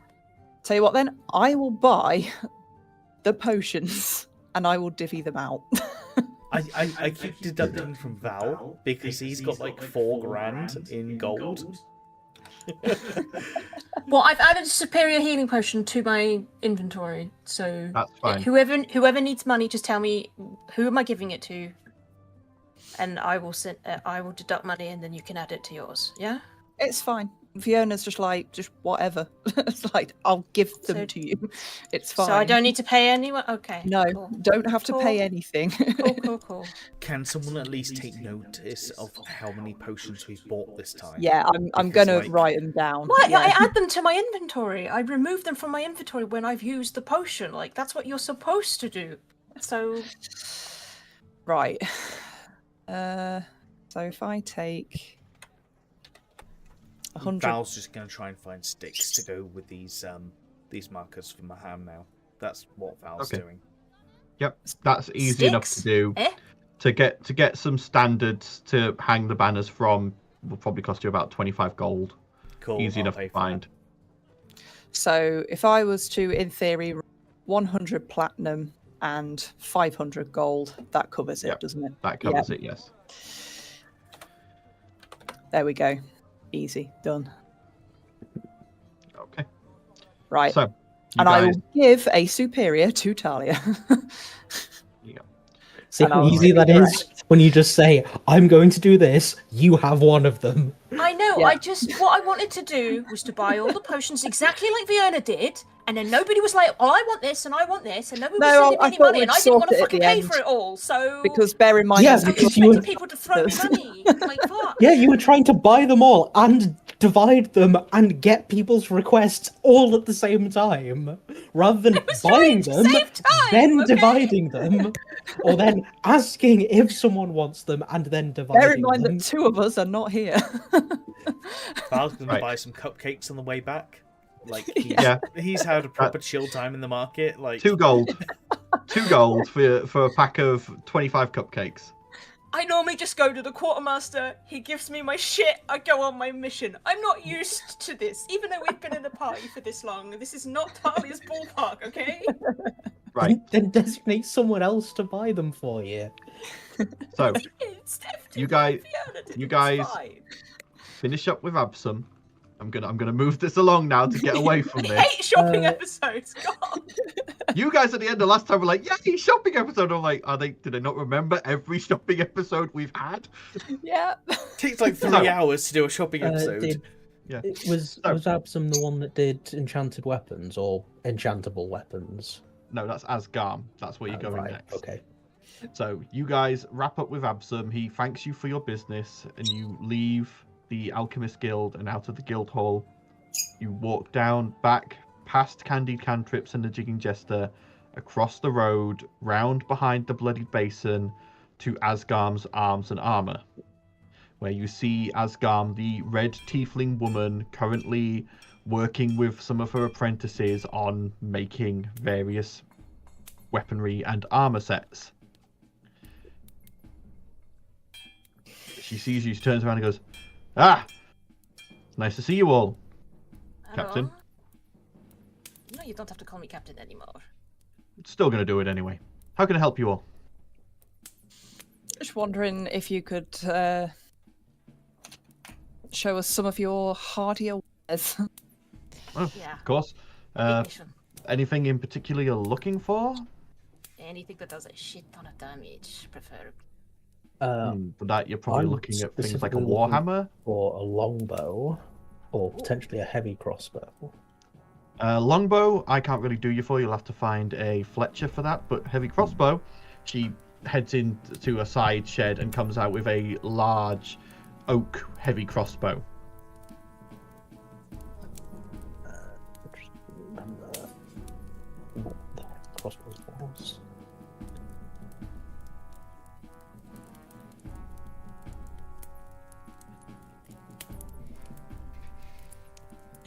It's a big thing you shoot bolts with.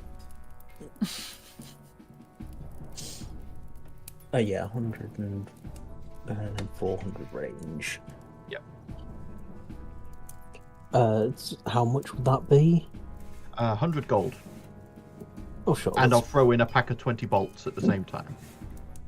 Oh, yeah, that's very generous. She places that down for you along with a pack of 20 crossbow bolts.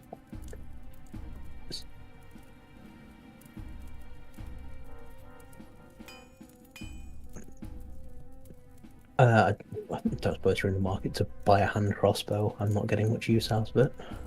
Let me see it. As you take it out and hand it to her, she looks it over and goes, "Seen a bit of wear and tear. I could probably sell it on. I'll give you 20 gold for it." I was going to say like 5. You're a friend of the captain, so I'll do you a good deal. Well, you're also a friend of the captain, so I was going to do you a deal. let's split the difference and say 10. 10's good. She flicks you back 10 of your gold from the heavy crossbow. I got some odd leather armor if you want it. You could use it for scrap. No, I'm good. No, you don't need any leather strips, okay? I'll just deal with Not it. particularly. In my inventory. Apparently, I've been holding a crowbar this whole time. I wonder what I'd use that for.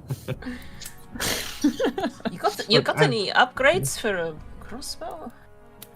For a crossbow? I've got heavy crossbows. I've got. No, I mean, and I'll just pull my crossbow out and show her ribbon shot. Like, you got anything that can make this pack a big of a punch?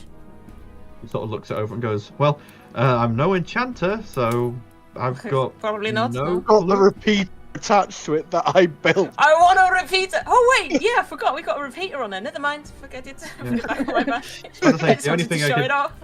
maybe do is maybe try and make a bayonet to fit it, but don't see much point. Nah, maybe not. But I'm just grasping at straws. Stabby stab. Got any? Oh wait, not throwing ones. Probably do fuck all. What about scimitars? Scimitar, yeah. And she goes out the back, comes out with a number of different styles of scimitar.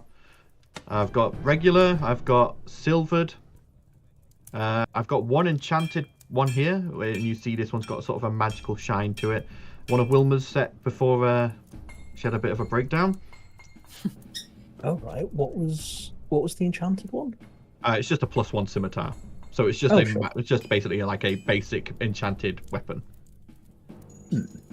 You're not going to find anything with like really flashy stuff here. That's all sort of sold through Wilma's, but Asgarm obviously occasionally will go to Wilma and like, "I've got this really good scimitar, can you just put like a base enchantment on it?" Yeah. yeah, there's nothing really in here for me as a spellcaster. I do have a special request though. Yeah. You know, like when you go on missions, and you're not sure if you're gonna come back. Mm-hmm. Would you visit Maverick if I don't return? Just You see her sort of like freeze for a second, start sweating, and she goes, "I suppose for you." oh yeah, telling him I died's probably not going to be fun, but yeah, I mean I'm not planning on dying. I'm planning on coming back, but you never Fine. know. I'll make sure I just wanted to know. I'll make sure I'm wearing spiked armor so that I can't be eaten by a spider. It'll be fine. Oh well, I'm sure you could. I'll just pull a bit letter more out. Like, uncomfortable. just deliver him this if I don't come back. You can run We afterwards. need almost like an amulet of bug blasting, right? That ain't gonna work on fucking... What's the spider called? I believe it's Queenie. No, it's not Queenie. No, It's it's Queenie not. is... Sweetie. Sweetie. Yeah, I was going to say Sweetie, it's something harmless sounding, but it's really not harmless. Yeah, just hand him this letter if I don't come back. Just hope that I come back, yes? Yes, hopefully. You know, like, you're supposed to visit the family of the soldiers, you know? Yeah, It's part yeah. of the job. I totally And if get I'm not it. here, I can't do it, so, you know. Some family are nicer to visit than others. Come on, Maverick's not that bad. Huh. Yeah. There's a gun to go. Yeah, you're right, he's pretty terrible. He did raise me, though, so... I owe him Fiona that sort much. of like smirking in the background, knowing he's a half drow. How much do you want for the scimitars? For the standard, that'll be 50 gold. For the silvered, it's 100 gold. And for the enchanted, 200 gold. I'll take the enchanted one and probably just a basic one. I don't think I need it to be silvered. Okay, so that'll be 250. But yeah, 200. Going full Witcher. One for each. Well, it's mostly just in case I lose other weapons that I've got something spare.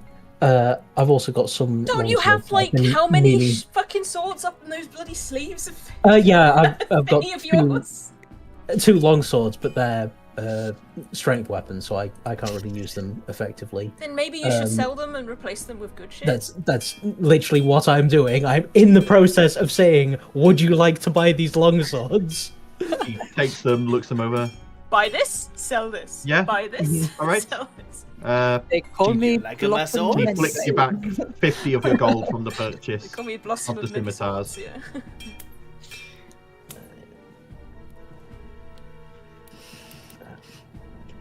Blossom the Blade. I can't remember where I found those long swords either. I'm sure they were. I Of think you someone picked, else. I think you picked them off. Yeah, picked them up off something. Mm. Yeah, they might be more worn than the crossbow, but Yeah, but the iron's good, so she's yeah. just gonna melt them down and use them for something else.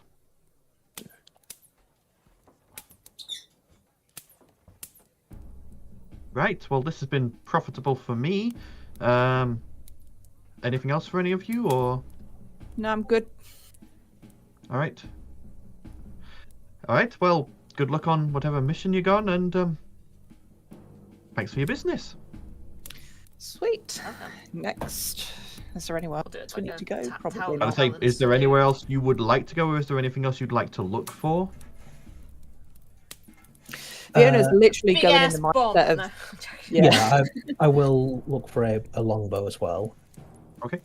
So go ahead, roll me an investigation check, please, Blossom.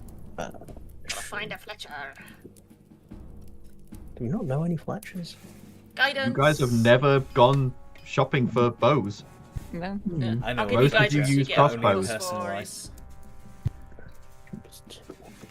I'll just tap you on the shoulder and be like, hey, look, if we go in that direction, there might be some. Yeah. Get You plus guys pretty much all use crossbows or ranged spells. I don't think we've had a single person who uses a bow. 22. It doesn't take you long. You sort of like think about it logically, and you think a Fletcher probably more likely is going to be selling to hunters. They're probably going to be nearer the gate, so you head up towards the gate, and it's not long before you do spot a store with like a bullseye hanging with a number of arrows sort of behind it. And as you step inside, you see a wood elf currently sat behind a like table at the back, sort of like carving what looks like a bow. And he looks up and goes, "Hi, how can I help you?" I'm looking for a longbow. Hi, okay. Well, I've got a number of different longbows available. Any particular request? Would any of them happen to be enchanted or just standard longbows? I've got one enchanted, and he goes out the back, comes back with this beautifully crafted dark wood longbow. This one's made out of a nice ebony wood, crafted up in Pandy Vale, actually, in the Elven settlement there. It's just a standard enchanted bow. It's a +1 longbow. Used to belong to Legolas. And how much is it? For this, it's going to be 300 gold. Yep, I can do that. All right. And how much for like 100 arrows or so? 100 arrows? Probably don't need 100, like 20, 50, something around for there. a pack of 20 arrows is 100 gold. Yeah, I'll do 2 packs of 20. All right. And he gets you 2 quivers full of arrows. and puts them down.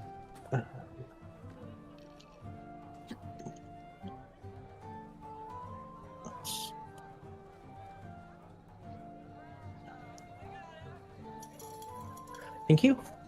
No problem. If you need any more arrows or you need any maintenance on that bow or anything, just bring it on back. I'll be sure to remember this place. Don't think I've been here I before. love how we don't negotiate. We just like pay the standard Yeah, rate. there you go. I mean, I don't particularly care. Plus, if we're not negotiating, what do you call selling a fucking hand crossbow and two long swords in exchange? That's bartering, man. I suppose. But with all of your shopping done, you all return back to the Jigging Jester, where you find Val snarfing down cupcakes while sitting there with attaching standards to a banner. I'm not eating the cupcakes. I bought it for everybody else. I was trying to be nice. You would have eaten one cupcake whilst you were waiting. I would have given it a try. Yeah. Yeah. You got to make sure they're good, or else you're gonna have to. Al take them back to having get a sort of refund. like having been stood there waiting for everyone to return because he needed to do shopping as well, but he needed help. Somehow been stood in the back, roped into a very adult conversation with Gunther. No, No, what you see is Val has like fashioned himself some kind of headset that has like loads and loads of like padding, like cloth and different things over his ears, so he doesn't hear his mum sleeping with fucking Rook. Well, Rook and your mother are currently working, running the tavern, so they're not doing anything like that. Gunther has actually dragged you in, Sandal, to like look over the architect plans for both the repair and potential upgrade to the Jigging Jester, with this back wall having been blown out. And he's like saying to you things like, so if we set up a steam boiler down here, could we potentially try and pump it up and put a steam room next to the onsen, do you think? Would that be feasible, do you think, or would it be no good? Yeah. I mean, if you do it right, you get like both pipes. You can have a steam room, a mist room, and So yeah, you're basically just having this sort of conversation, and he's going through like possible upgrades and that sort of thing to the Jester. Welcome to the Jigging Jester Spa, where all your worries melt away. What is the thing? He's like, though it's like mainly on your floor, if he puts these in, he could put some on the guest floor as well and charge for the use of it. Yeah. So he's potentially thinking on Yeah. this. Welcome to Jigging Jester Retreat. Yeah. Jigging Jester Hotel. But yes, the rest of you arrive back to this scene with Val currently like nibbling on a cupcake whilst setting up these standards. I'll Xandal. throw different cloaks out to people based on their sizes as they come in. As Right, you you're going to say the cupcakes. If other people come in, just lob the cupcakes at Well, them. that too. Just be like, have You this, walk in, have a cloak cloak. to the face. Woof. No, the cloaks themselves are actually very beautiful. They're black, but as they sort of flow, there's like an aurora-like shimmer across the fabric that looks very much like the Aurora Borealis. Nice. I approve. Good. It's a pretty fancy. and hearing everyone return, I sort of like go, all finished shopping. Yes. Yeah, where were you? Sister, when I came back down, you'd all gone. Sorry, we didn't hang around. Nice sword. I look at Blossom. Who's for that? You did a You second didn't hear a there. word of that. Oh, sorry. You were like, oh, blah, blah, blah, blah. I was like, I sort of like look at Blossom, seeing like, does she have like her scimitars and bow on display, or Scimitars will be up the sleeves, crossbow Okay. will be in the back, longbow probably on the back, and the ring, whip ring. yourself a new bow? Arrows for that. I just kind of go into my bag of holding and pull out 200 arrows. Oh, nice. I guess I don't need the 40 I bought. Just this cascade of arrows just go flying down, and Rook's just stood there, having been trying to take drinks to people. He now looks at his feet surrounded by pointy metal things, and looks up at you, Xandal. Sorry. You'd be on the ground, kind of scooping them up, shoving them up the sleeves into a quiver. More up the other sleeve. They'd all be in like quivers and things like that. Like, yeah. Wanted exploding bolts, yes? Yes. I think you made some of them before. I need to borrow some. Exploding arrows. Apparently, I have 24 of them. I'm assuming those are actually bolts. Yeah. Yeah, they should be bolts. Because I have a crossbow, I don't have a bow. If I can, could I borrow some money and I can go get the stuff for it? Because I kind of need some bullets too. Sure, I've got 400 gold left. How much?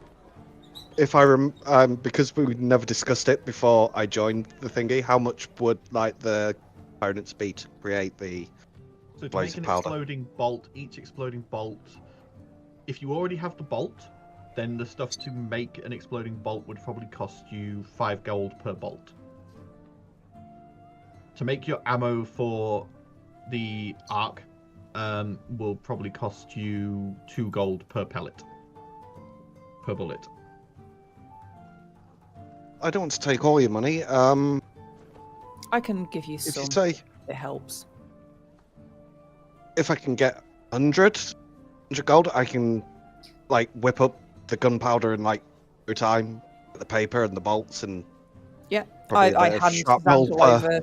I hand 100 gold over to Xandal. Do you not just like Yeah. get married and have like envelopes of money handed to you? Binri had Binri envelopes has of money all- handed to her. Yeah. Yeah, according to Going my inventory, towards- I've got 20 standard crossbow bolts and 24 exploding crossbow bolts. So I don't need any. That's cool. So there's no joint account. as soon as for the money's your handed- family. We're literally just married and I've been going on adventures. We've not had chance to sort out finances. Yeah, Well, with the I'm money in happy to hand, hand I over just the 400 gold, and then whatever you don't want, but you can buy more bolts and make just as many exploding bolts as you can. go. I like how we're all preparing like Pushing. for death, but like Vienna's like, we're just going to talk to someone. I mean, we're going Oh, to we are to investigate begin and with, do secret shit. Like, we're not actually there Yeah, for the talking. but- So the talking bit, that's not a problem. Val's It's the what, only one that's what like happens after prepping us for that we're worried like about. just talking stuff to make us Yeah, look legit. even Vienna's like, we're only there to just find stuff out. Hopefully, we can do it quite quickly and surreptitiously. Well, yeah, that's the plan, but you should always prepare Whether he for the could, so he's worst. going to. He's well, not fussed my- about anything. The main thing that I'm looking for is just a long range weapon, so I can hit the ones that are flying, because there's probably going to be a lot of them when we're dealing with them, not during this thing. Yeah, but- this Kind expedition. of like bustles out. He's going to go get like components for a bunch of like crossbow bolts, loading, Easy enough. Not You as to well as like the mention- shrapnel for. We don't know how quickly we're going to have to move straight after we've done this mission. So. Xandal can whip these up in no time. He's experienced in. Yeah, like Xandal, you the know you can explosives. whip these up on the ship en route, because Yeah. you guys have never been to Cadon. The closest you're going to be able to get on the ship is where you docked for reform. So it's going so to be we're at gonna- least Yeah, as I was thinking, Yeah. so It's it gonna was be going at to least a be full down sailing. by Coford. I think Cafford. We Yeah, went in like basically an you're going- inlet you're going down to- there. Yeah. You're going to About there, come yeah, out here, and then it's going to be like a day and a half sail to then make landfall near Cadon. Yeah, okay. So, yeah, you've got like Xandal, you know you've got time, but you're easily able to go to your normal vendor in the Patchwork Bazaar and buy up everything you need for any amount of ammo that you will want to be making. I'm gonna make about 3 stacks of crossbow bolts, loading, So 3 and stacks of then 20, so that would be 300 gold in total. and the rest I'll go onto my butt bullets. So that would be 100 bullets. 100, yeah. Xandal, the hot plate. We're never going to get that back. Is there a way of making hot plate where you can like adjust the heat sense so you can like turn it down to a certain level, so that if we do a load of like if we get a load of fish, and we want to like season the fish and put some sauce on the fish, we can like cook it over a period of time, like an hour and a half. He wants Like to smoke it. Yeah. Just slow cook. You want to make unagi. That's what we want to do. We want to make Yep. unagi. We want to season the eel. Yes. Yeah, but that's going to cost a hell of a lot of fortune. We have 2 robots to rebuild, Maybe as during well as a new time. gauntlet. Not really a priority. Yeah. Maybe in I mean, you Like- lost the last one, so I'm just saying. Lost the gauntlet. No, the gauntlet was stolen from me. There's a difference. So was the hot plate. Sandal, what did I say about that mark on your hand? Huh? I warned you so many times. I know it's gone, but I told you that it was going to be trouble, and you ignored me because you thought you were smarter, and now you've lost the hot plate. So it is your fault you lost it. Because if you'd listened to me, you wouldn't have made a deal with him to begin with. If I explain the situation to Finri, what would Finri say? Fiona just says, guys, I really don't give a shit. Shut up. We're just fucking with you. Come on. Just shrug. I'm like, costs thousands to make these things. Because it requires the tens of a certain purity. Maybe messing with him right now isn't the best time, Val. I am ever so slightly teasing. At the same time, I do regret the loss of the hot plate. Especially how many nights I had to watch over you with making dodgy deals with something in your hand. So... Unlike we all don't talk with friggin' random things. Yeah, Talk to your deities shovel, that for don't God's try and sake. stab you in the back and not down for themselves. There was a reminder a couple of sessions ago where you were speaking to someone dodgy. Talia. Huh? Who was I speaking to that is dodgy? I've never spoken to a dodgy person in my life. That you know of. Well, that's wrong for a start, because you're all talking to me. So... You're not dodgy, come on. At this point, looks at him and goes, "Are we setting sail tonight or tomorrow morning?" Maybe in the morning I would like one more. We'll set off first thing tomorrow morning. Okay. And she goes running off upstairs to go see Wilma.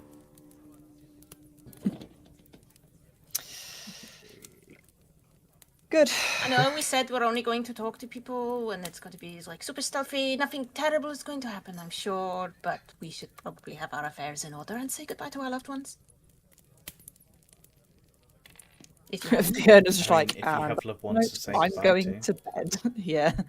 Can we say goodbye to each other? I don't know. Val, you do have your mother here. Fair Yeah. play, I well also made, have mate. Val's mother. Wow, you just fucking blank your mother. Like, I don't have anyone that I love. I mean, I don't think I've spoken to my mother in a week because considering what she's been doing for the past week, but... Talk to her just because she's one of your friends. Doesn't matter. been a bit awkward. Only if you try and Only talk if to you her make while she's doing it. That's it, Aaron's dead. Just open the door. Hey, Mum, can I hey just Mum, speak to can you you for a stop minute? being This is- thrusted right now? Just fucking balls deep in us.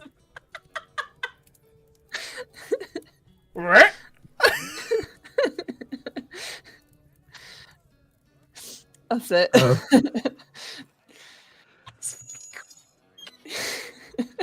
Aaron's dead. I've done it again. You all go to your respective rests. Yeah, and I'll have Yes. like a heartfelt conversation with Gunther that'll be completely serious and in a way full of innuendos. Yeah, we're just gonna assume that happened. I'm no. Yeah. Just no.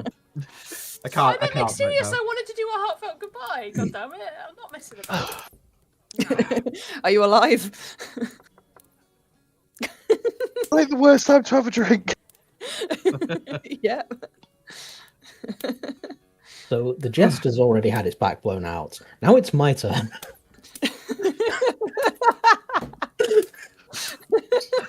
Imagine that's how Talia starts the conversation. No. I wanted to do something really like sad and like soft and romantic, and then you're like talking about getting backs blown out. Oh, this might be the last time she gets to see Gunter, guys. Yes, it's serious, sad. Yeah. Acting. Okay. Fluff, not smut. I know rich coming from me, but like. So Please Talia, stop killing off my brother. I need him alive. you head to your Well- room, yours and Gunter's room, and you find Gunter there, currently sort of like writing a letter.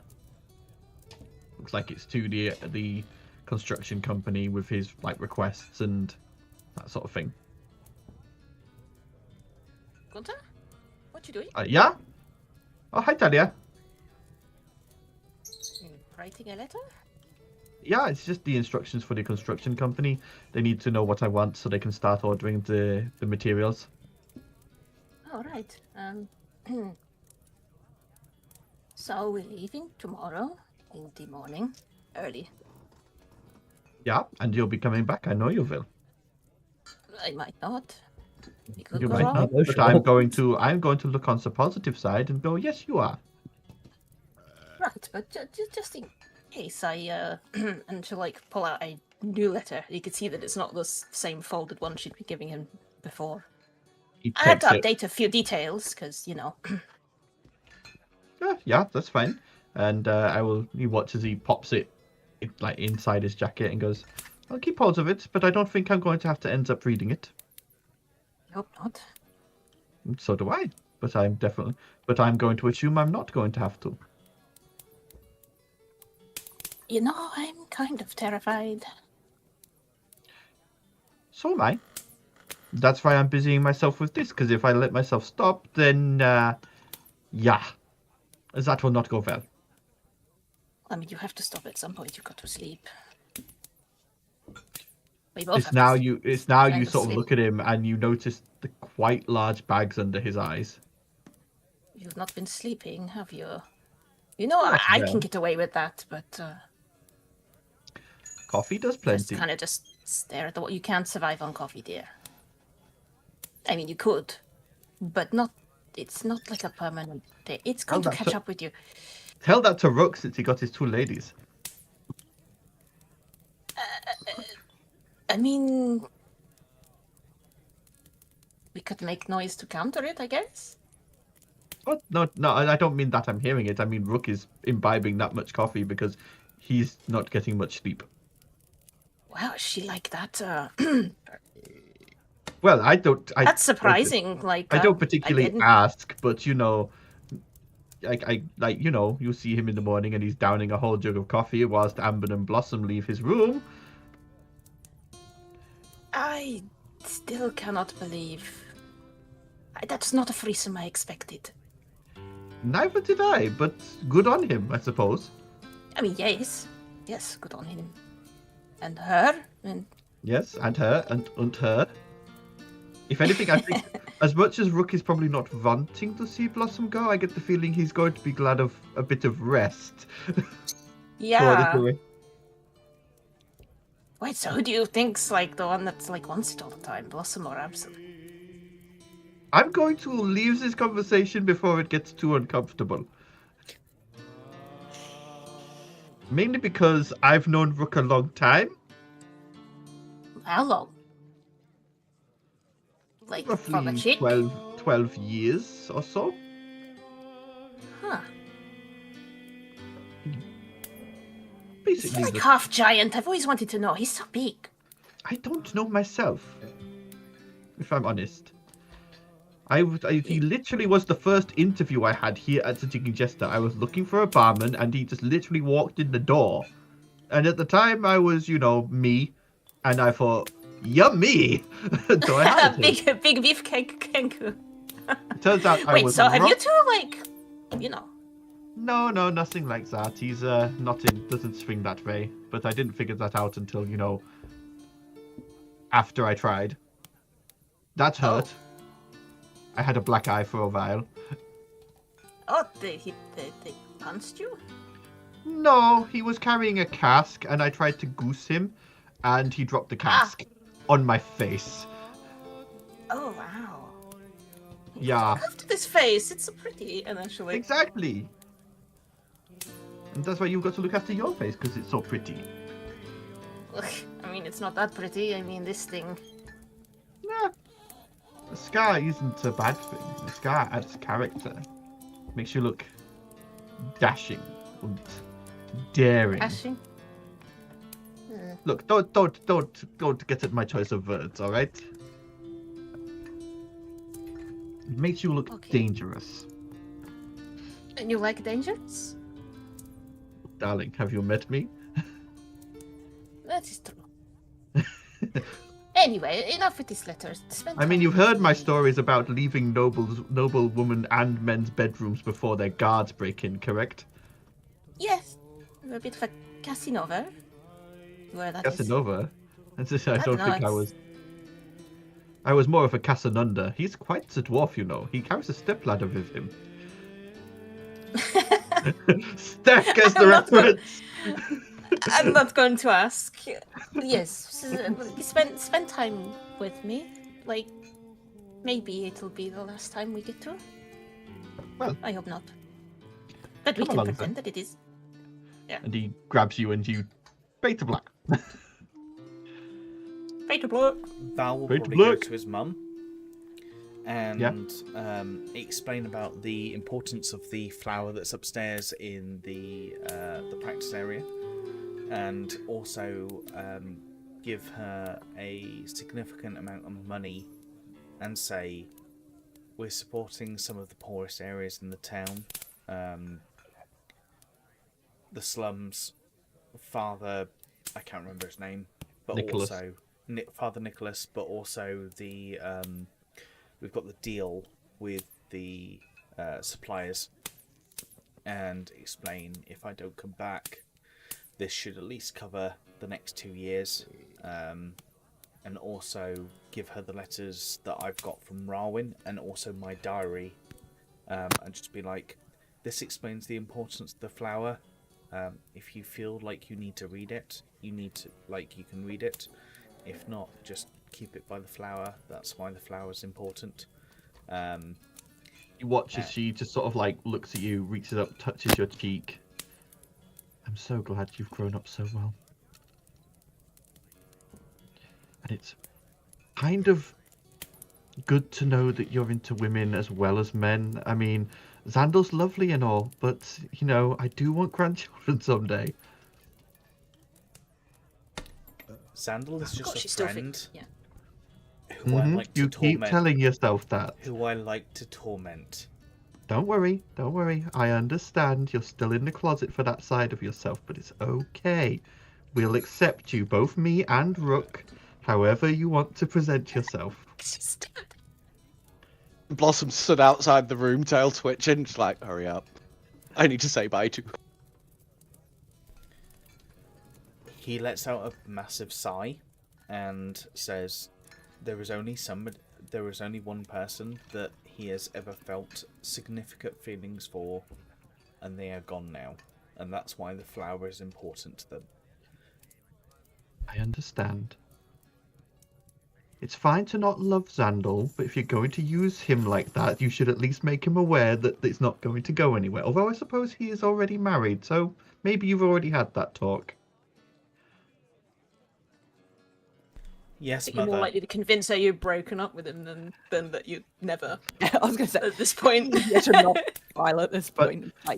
But she then also takes your hand and goes, I think I would have liked to meet this Rowan. And I'm sorry she's gone. And Val just hands over the letters, the diary, and like a little envelope that's got some cash inside it, just to make sure that everything keeps ticking along as it should do in Maharm. and because he doesn't know, in his heart of hearts, he doesn't know whether he's going to come back or not. Yeah, she takes it all, and you then go to your rest. The next morning dawns. Oh, What the hell just happened here? Did you Okay, hear? hang on. just everything went black. You just said goodbye and vanished from the universe. Did do rocks fall from the sky, you die, I'm sure.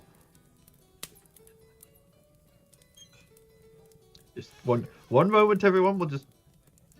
His webcam fell off his monitor. Oh, I thought his green screen had collapsed for a second. Oh no, it's broken. there we We had go. a mad 5 minutes trying to find it earlier because it had already fallen off. My once. camera just exploded, launched itself across the screen. Oh dear. Anyway, you all go to your rests, and the next morning, you all awake and leave the Jigging Jester bright and early, making your way down to the Sapphire Docks to where the Ferry of the Depths awaits. And you see Bosun, his ghostly spectral form, leaning on the railing, and he goes, "Well, we off for some adventure then." Yep. I've met everyone there. Yeah. I didn't say bye to before Finry. Finry do goodbyes. We just dealt with a few pages of the book. Yeah. And Vienna, before she left a note on her, like in her room, said, "Should I not return, my death confirmed." And she actually removes her high limb ring and puts it on there to go to, and she'll name the sister that she actually likes. This is to go to them. All right. So I'll exchange necklaces we've gone to before I left. Yep. yeah. But yes, back to the ship. Okay. As you all board onto the Ferry of the Depths, and you all go down below deck into your personal quarters, you feel the ship set off from the dock. And after about 10 minutes of sailing, you feel that rush of water surround the ship as it rushes and then immediately reappears down near this divine city of Reforp. Near Then- enough to get a sneaky look at what's going on over there. No, It says the divine city is much further in. You can tell Okay. Bosun to sail that way if you want, because the Nah, I was Ferry- just in case we could see something of because interest. the ferry can now sail on land. It literally Oh yeah, that's true. it You changes just it. sail past the city and be like, "Ah," as we go past. It's- Probably best yeah. not. No, to. let's We don't not have do any that. slard of remained or anything. No. So. Bosun goes, "So, we'll start sailing. Is there anything else you want to do in the meantime, or anything I can help with?" Already in the Can we workshop modify- making Oh, sorry. explosives. I was going to say, can we modify the sails to show the symbol for Maham rather than like our random skull and Can it not look crossbones like thing a that we wanted? Yeah. I Make it look like a snaps his, dignitary ship. snaps his fingers and changes the symbol on the sails and puts on a lot of like pennants and that sort of thing that are flying the colours of Maham. He goes, "That'll do." Yeah, make it look like an actual diplomacy type ship. Yeah. Right. Make it look like a nice. Yeah. I'll have the boys stow the cannons, and you hear grinding from down that below. might be a good idea. Yeah, probably don't want to look like. Let's not they're turn up all war. guns blazing, eh? Theoretically speaking. Put some nice fancy filigree and stuff. Make it look really nice. And maybe not. Can you not look like ghosts? Is that a thing you can do? We're all gonna end up. We still have to look like ghosts. Sorry, that's fair enough. that's Just- fine. it's fine. Just a thought. I have no problem with how you look. Of course, I think you look really cool. I mean, as far as I'm aware, Cadon doesn't actually have a port, so you're gonna be boarding land and making your way Yeah. inland by foot anyway, unless you want me From, to like, sail right up to Gladefell? the city. Maybe not. I was It's thinking still- maybe stopping somewhere in like a little inlet by Gladefall, and then Yeah. I was gonna say, Still, at the very if least, if there's we- anyone walking past and sees the ship, it still looks not Yeah. suspicious. Obviously, I there was is gonna say, like we've there's got these cloaks that we've made for like all of the group that's going onto land. Is there a way of like making the ghost like look like they're wearing those as well? no. Afraid I was not. going to say, You can change how the ship looks. You can't really change how we look. I'm afraid. And Yeah, there is an official like port for Cadon, but it's not part of Cadon. Like, so we'll be pulling up there. Fair enough. Probably best. Yes. Okay. Yeah. Right. So, the next day passes uneventfully. You're sailing quietly along the normal sort of trade routes, and by the end of the day, the sun is setting, and you sit down for a lovely meal in your shared quarters. Xandal having by this point finished all of his crafting, and you all get a good long night's rest, so you all get to have your temporary hit points, 5 per character level. 80? 80, 80, yeah. yeah. 80 temporary hit points. This is why the ferry's good, but you just got to actually complete a long rest whilst on it.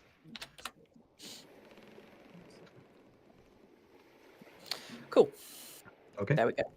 The next morning, after about another 6 hours of sailing, so it would be around about midday, the ferry docks up at a small port. And you can see there is like a small town that's grown up around this port, but the main thing this seems to be here for is basically drop-offs. Like, ships pull in here, let people on and off, and then either leave or berth for a while. And you see there are a few other ships in this harbour. Most of the people coming on and off of these look to be effectively tourists. You can see nobles with like piles of luggage. You can see the odd sort of like merchant with, again, luggage more than actual wares. And there's a number of like wagons that are like advertising prices to go to Cadon. Like advertising prices and how long it'll take and that sort of thing. And you can see a number of like, this town is mainly inns and eateries, and it's basically this town exists off of this port. How are you guys wanting to make your way to Cadon? Are you wanting to rent a carriage? We've got the 4 banners and whatever. Mm-hmm. And so we need to try and like flag those as much as possible.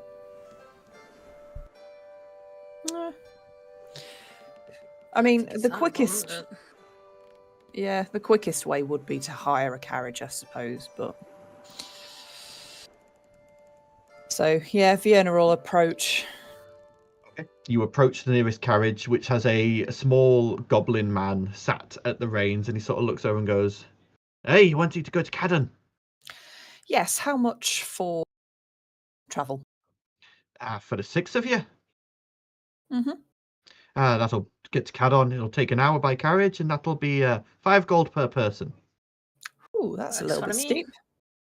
And you can see, like, there is like quite the trade here is quite extensive and expensive. You can see, like, yeah, I was there's gonna some say people. That's a lot. Yeah, and you can see like the inside of this Tourist carriage is trap, innit? actually quite plush, and you get the feeling you've gone to one of the more high-end carriages here. You can see like there is like basically things like hay wagons that are charging like a gold per person. There's even like little rickshaws that are like saying that it'll take longer to get there, but they're charging only like 5 silver per person. Yeah, but Dignitary's not going to show up in a hay thing. We No, probably but we should also just don't- pay the price.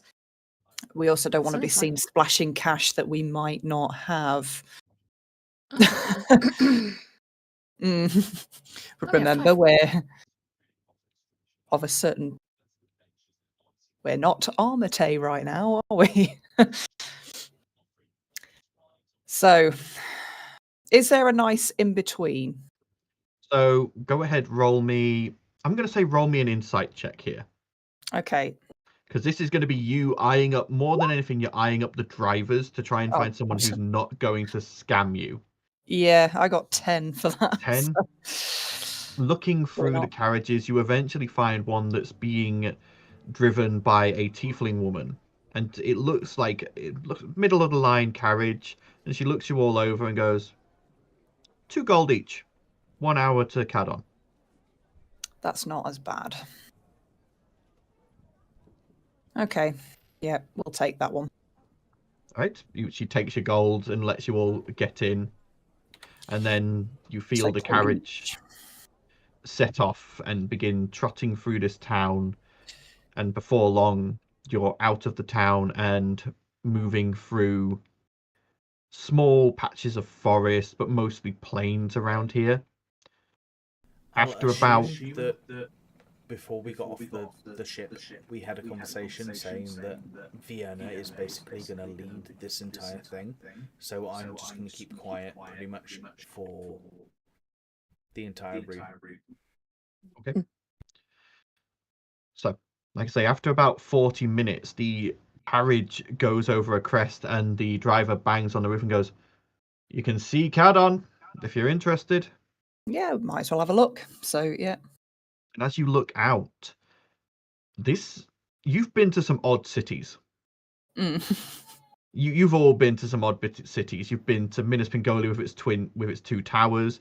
You went to Innsbruck with its large crystalline planar structure. Zinabazab with its central mountain. This doesn't look like a city. What you see here is a large number of, you don't really want to call them gardens. What you see is what looks like 5 large circles of ecosystems. You see what looks like a dense rainforest in one. You see a beautiful alpine forest with mountains in another. You see beautiful rolling meadows with flowers dotted here and there. You see a marsh wetland. And finally, the last one looks to be a almost arid desert-like climate. And then situated slap bang in the center is a large tree. But none of that is the city. The buildings itself are to one side, and there are lots of prestidigitation and lights going off and shining beacons and all sorts, but this small town, more than a city, is separate from these large circular habitats. You can see people going into these. You can see carriages and that sort of thing going into these habitats, but the actual buildings themselves are separate. And as you eventually arrive at this place, you see a sign that says, welcome to Cadon Tourist Town. Okay. As the carriage owner opens the door and lets you all out, and you are now looking into this town. The town itself is beautiful. There are plant life everywhere. There are beautiful running streams, absolutely gorgeous. But you don't see any government buildings. You don't see anything official looking. Everything here is either a hotel, a restaurant. You see what look like casinos and spas. This is all tourism based. Interesting. Where we have to be before we even do anything.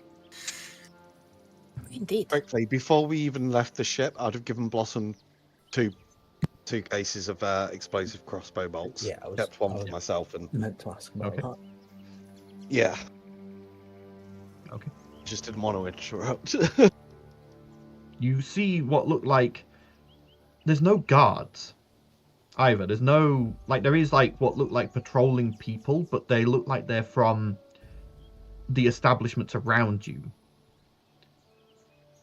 And you're a bit confused as to where to go or who to see here.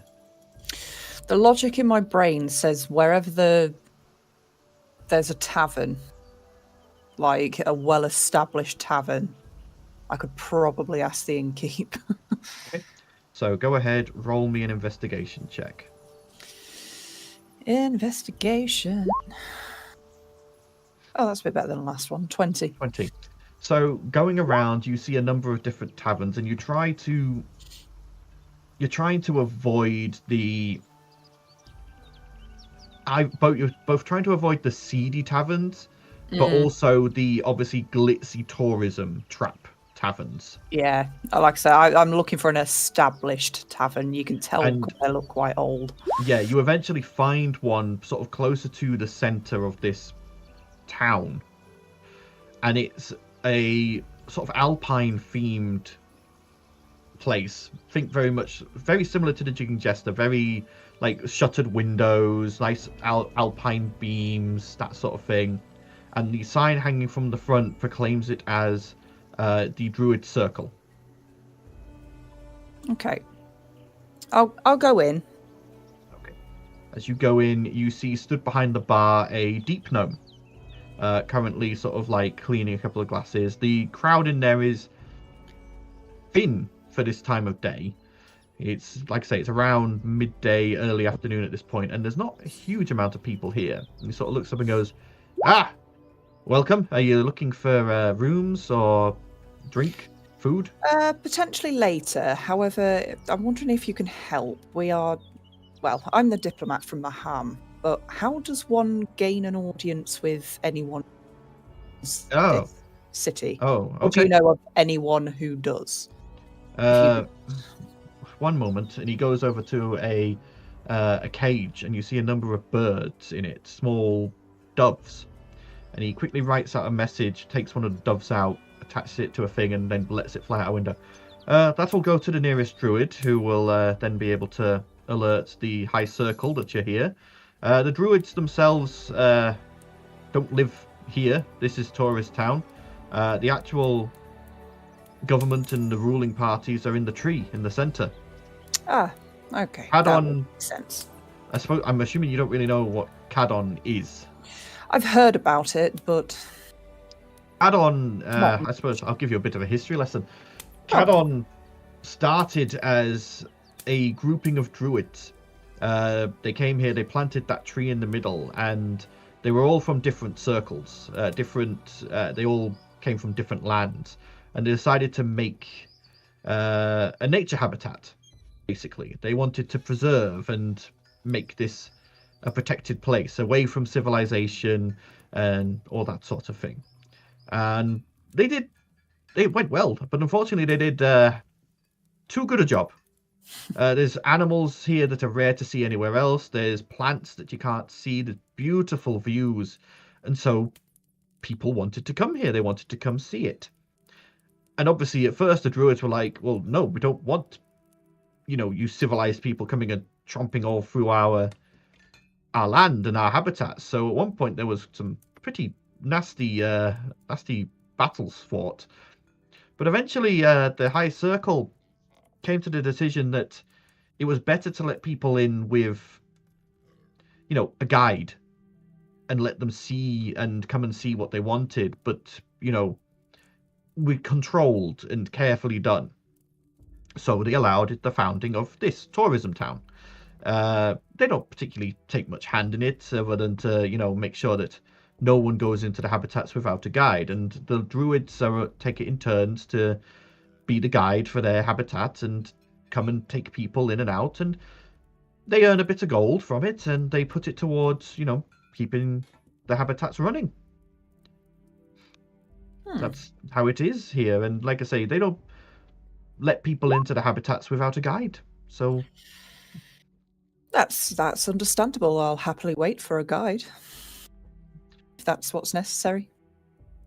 And it takes about 10 minutes, but you then see a human man come shuffling in, wearing simple leathers, carrying a holly staff, and he looks you over and goes, "Hello, I am Timbar.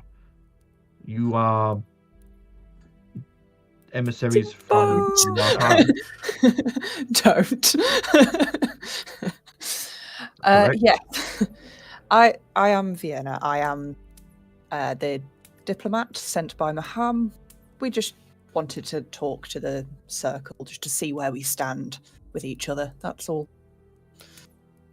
I will make the High Circle aware of this. Will you be taking lodgings here?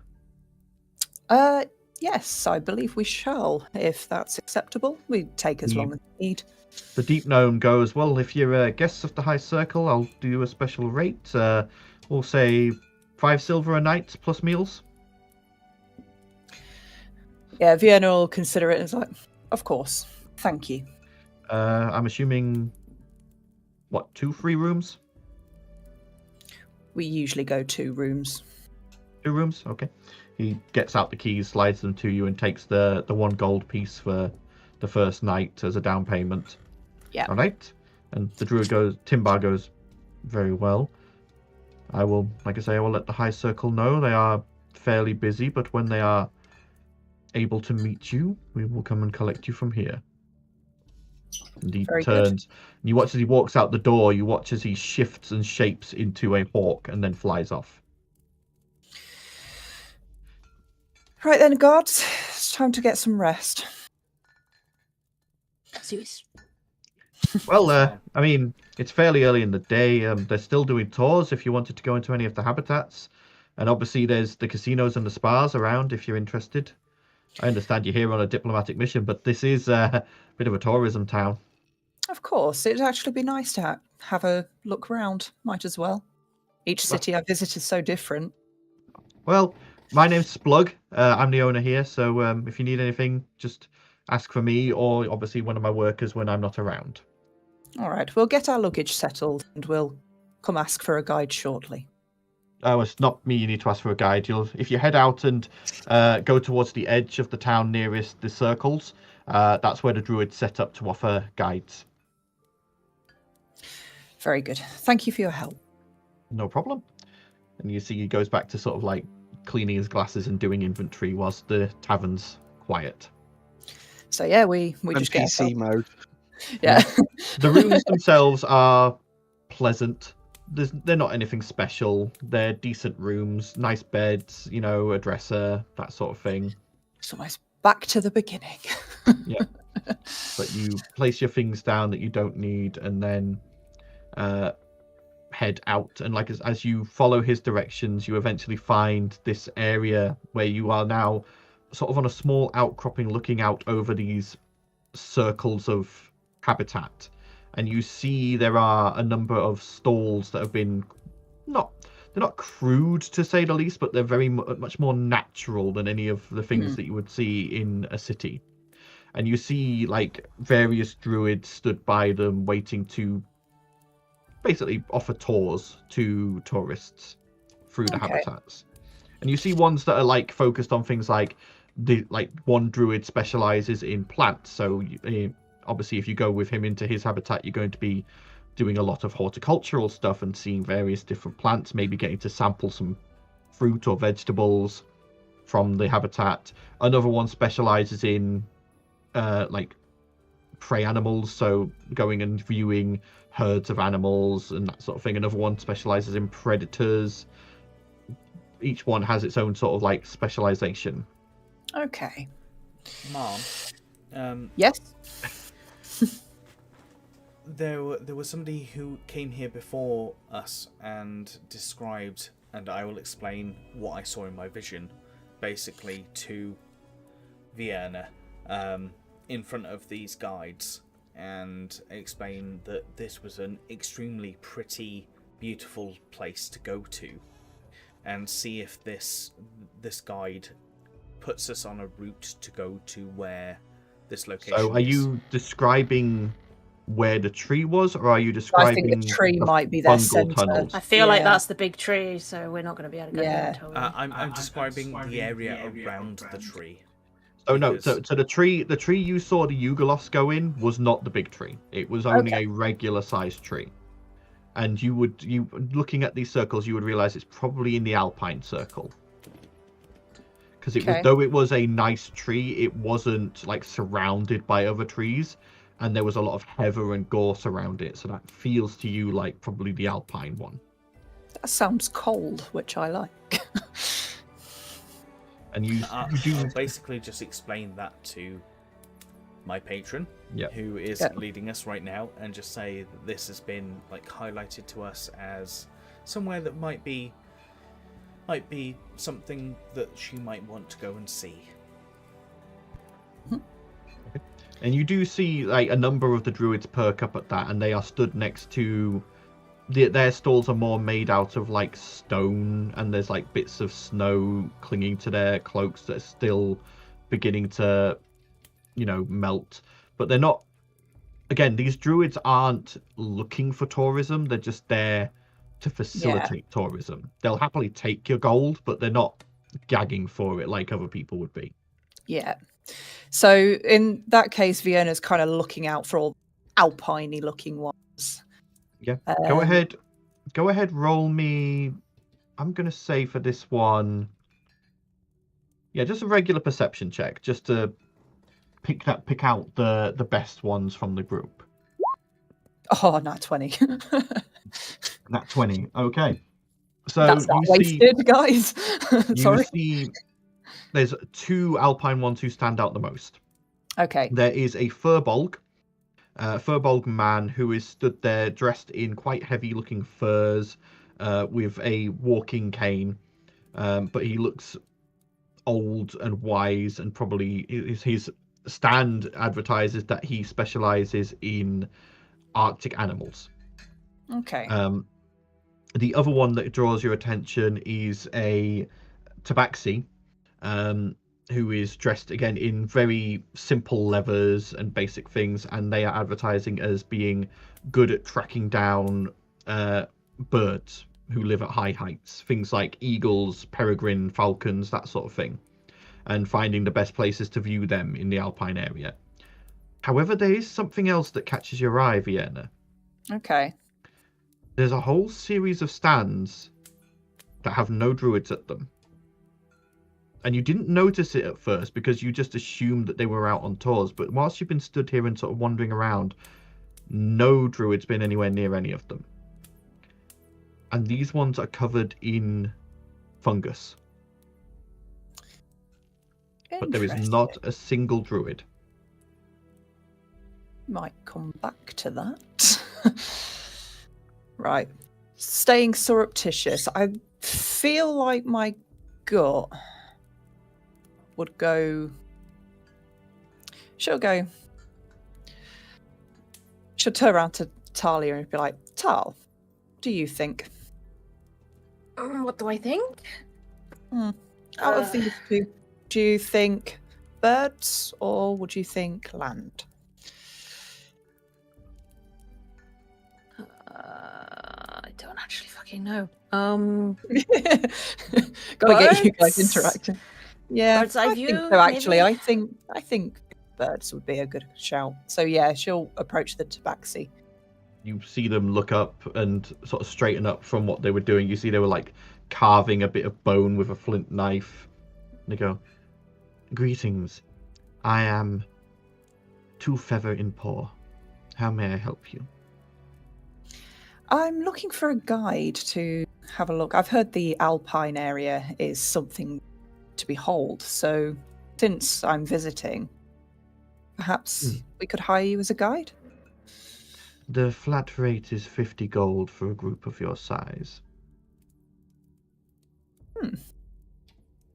50 gold. Well, I have it. It's Very not good. often like we come here, might as well treat ourselves. Very good. She takes the gold, and you see as she sort of like pops it in a pouch and turns. Very well. Follow me. So, yeah. And she guides you on this. The Alpine circle is actually the one closest to you. It's very close. And she walks up to the edge, and you see around each of these habitats is standing stones. And she goes, "One moment, please." And you watch as she mutters something and makes a motion with her hand. And you watch as a glisten in the air shifts and a small arch opens. "Please, enter." Yep, we'll just do as she says. Yep. As you pass through, you can feel the strength of these protective magics around these habitats, and as you step through, you're immediately hit by the cold. I won't be. Yeah, you're not, and Val's fairly good, but the rest of you all feel a bit of a shiver as you're suddenly subjected to the cold of this area. And as the tabaxi steps through behind you, the shimmer arch fades, and they go, "Please follow me. Stick to the path. If you wish to see something off the path, please ask first, and I will tell you if it is possible." And she I'll be begins... keeping my eyes peeled for assassins, people sneaking up on us. I'm on high alert. Yep. Okay. I'll also be looking out for the tree that I know is... I'll keep your passive perceptions in mind as we go. As you begin following this tabaxi, she leads you on a route through this habitat. And these, when I say a habitat, we're talking an area the same size as the whole city of Maham. These are not small. These are big. Like, they've set up proper full-sized, like, areas for these. And this one, like I say, it feels like you're actually at the top of a mountain and you're climbing up and down rock formations, going through fields of gorse and heather. You see the odd standing tree here and there, but none yet, Val, that look like what you saw in your vision. And this guide is walking you along, just talking to you about the various different types of plant and pointing out different animals. You see mountain goats moving around. You see yaks sort of grazing in the fields. You see occasionally a lynx leap out and attack a small bird. None of the animals seem to care about any of you at all. They're so used to it. Yeah. It's less that they're so used to humans. It's more you can feel magic coming off the druid. And it's almost as if you're not invisible, but it's like you've been cloaked in a way. Yeah. You get the feeling these druids have developed a kind of magic for the tourism that allows them to take these groups through without disturbing the animals, so that A, the animals are not disturbed, but also B, the tourists get to see the animals naturally as they would be without any kind of outside interference. And this tabaxi leads you to various like high outcroppings, and she shows you like an eagle's nest where there's currently a few eggs being laid and a mother brooding and the male out hunting. She takes you down to a large mountaintop lake where you see a number of Arctic geese sort of coming in to land. It's as you're coming around on this circuitous route, as the sun is just beginning to set on the horizon, Val, that you spot just in a gully between two mountains, a small valley, not on the path, where you just spot a tree that looks like it could be the tree.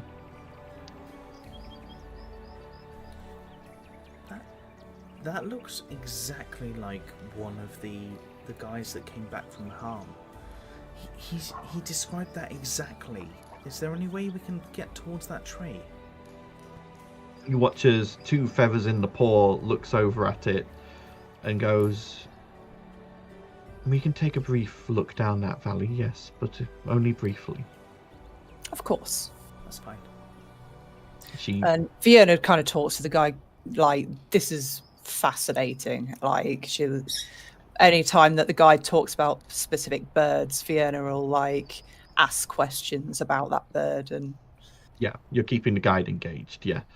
And she seems very happy to have someone who's actually, you get the feeling most of her tourism is normally just people going, ooh, ah, pretty, or asking stupid questions. She's happy to have someone who's actually interested in what she's showing. Yeah. To be fair, Fiona actually is interested.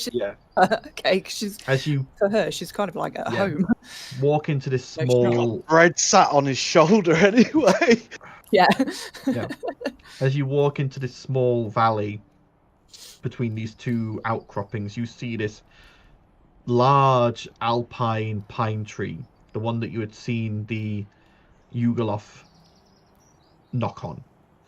You don't see any sign of a door or anything in it. You can't tell if that's there. You see that there is a small waterfall feeding a stream that flows through this and goes deeper in further from where you can go. The guide leads you into the valley but doesn't take you fully up to the tree. That's fine. We'll play it patient for now. Are we allowed to approach the tree? That tree is not actually a tree. It's one of the entrances to the fungal tunnels, and I'm afraid it's outside of my jurisdiction. Oh, fair enough. I had no idea. Thank you. That's good. The circle, you would need to speak to a circle of spores, druid, not one of my circle. All right, we'll have a look at them when we get back. Very well. You can see she's a bit confused as to why you'd be interested, but she's not judging. Vienna kind of sees that confusion and oh, I'm drow, so being underground is... Yeah, I understand now, yes. How obvious would it be if I did detect good and evil right now? Hang on, let me just check the spell to see what it needs. So it's verbal and somatic. So you are going to have to you are going to have to speak and do hand motions. So you are depends on whereabouts you're doing it. Are you at the back of the group? Are you staying close to Vienna? Who's next to the guide? I was thinking if I grabbed Ert and just went off to one side slightly and just tried to pass it off like I was having a conversation with Ert. I don't think it's a good idea. You get don't take risks. We've got good information. Don't take risks. Like during the whole tour, she's been keeping you together as a group. She's not been letting you split off or go anywhere. If you get the feeling this is something they don't allow. I won't do it. You get the feeling they've probably had times before where like a child's been like, I want to split off from the group and go exploring on my own. It's like, no, you stay with the group. We got information without having to go near the tree. We now know that it's an entrance to the fungal tunnels. We now know we need to approach someone else. Yeah, that's fine. We've got enough. Okay. As you eventually get back to that shimmering barrier, which she again opens for you, and as she does, you feel the heat from outside rush in briefly as you all step out. The cold being left behind, and she steps through, closing the barrier, goes, hope you enjoyed your tour. As she then shifts her form into one of those eagles you saw earlier and flies off, leaving you to your devices at the edge of this habitat. You can see the tourism town a short 10-minute walk away. So yeah, Vienna already knows that it's unlikely she's going to find a druid of any of the fungi because she knows they're all vacant. So is there anyone sort of in charge of the guides? Again, you get the feeling that anyone in charge or anything like that is not here in Tourism Town. Right. The guides come here probably because either they choose to or are allocated to by their circle or the high circle. But all the druids themselves either live wild within the habitats, caring for them, or in that large central tree.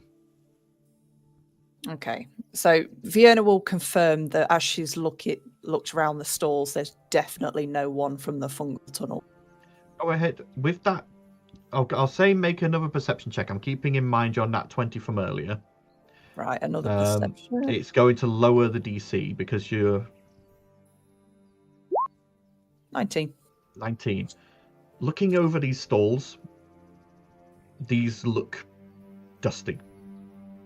They look like they haven't been used. Well, no, they have been used. You can see that they have been used, but they maybe haven't been used in a day or two, maybe at most a week. Right. And as you sort of glance around, you can't see anyone who looks like they've got any sort of like link to fungus or anything until you glance back at Tourism Town and you see a pair of eyes peeking out of an alleyway right at the edge looking out towards all these other druids. And you see just on like you just like it's dark already and your dark vision's good, but this creature is still in shade. But you just catch the sight of like what looks like a small couple of bits of fungus growing on a cheek before it scurries back into this alleyway. I'll just say, Guys, can you just follow me for a second? Of course. Sure. And Vienna will kind of peek down that alleyway. Yep. As you go to peek down that alleyway, you see just at the very end of it what looks like the edge of a cape whipped round the corner. That's me, isn't it? I might bear that in mind because I don't want to get stuck into anything just yet, especially because night's approaching. But she might come back to it the next day. Well, now that we've got a description, we can. Yeah. From what little you've seen, we can be keeping our eye out for that sort of thing. Yeah. So, shall we head back? We've had a long afternoon. Mm. Some of you probably need warming up. Yeah, it was a bit chilly. Heading back into tourism go town, back the to- place Keeping an eye the out. place is now alive with people, and you see now like a couple of like things that look like theaters or like music halls have opened up and all sorts of stuff, and you see like nobles moving around, laughing and joking, talking about animals or habitats they've seen today and what they're planning to do tomorrow. You see people leaving spas, going into what look like now to be shops. And you get the feeling this place comes much more alive at night when people are no longer allowed into the habitats. Yeah. Yeah, we just head back to the tavern. Yep, getting back to the Druid Circle, you see Splug is no longer there, but now there is a bugbear manning the bar, and there is what looks like a communal buffet set up to one side for people who have got rooms that you are able to help yourself from. Well, feed up. His handle's straight in there. Yeah.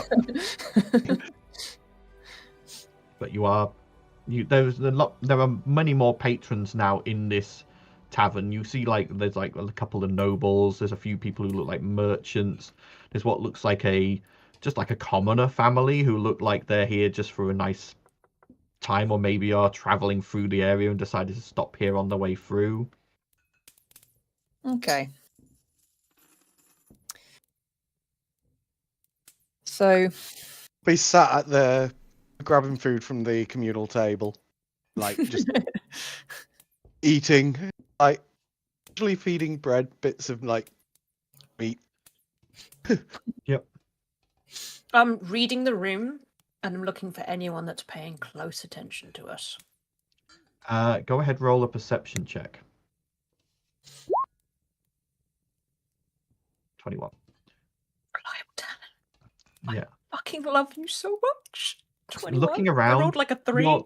You're drawing a bit of attention because of like your matching cloaks and the fact that you've got like the symbols of Maham, but otherwise that's it. No one's like no one's looking like they're plotting to stab us in the back or poison our nothing like drinks that. No, or- like people are sort no of looking at you and assassins. you're seeing people sort of look at you and chatting about why you might be here and that sort of thing, but no one's like clocking like where you're stashing weapons or what you're doing, like where each of you is in the room. They're just sort of like going, oh look, it's a dignitary group. Oh, what do you wonder what they're here for, sort of thing.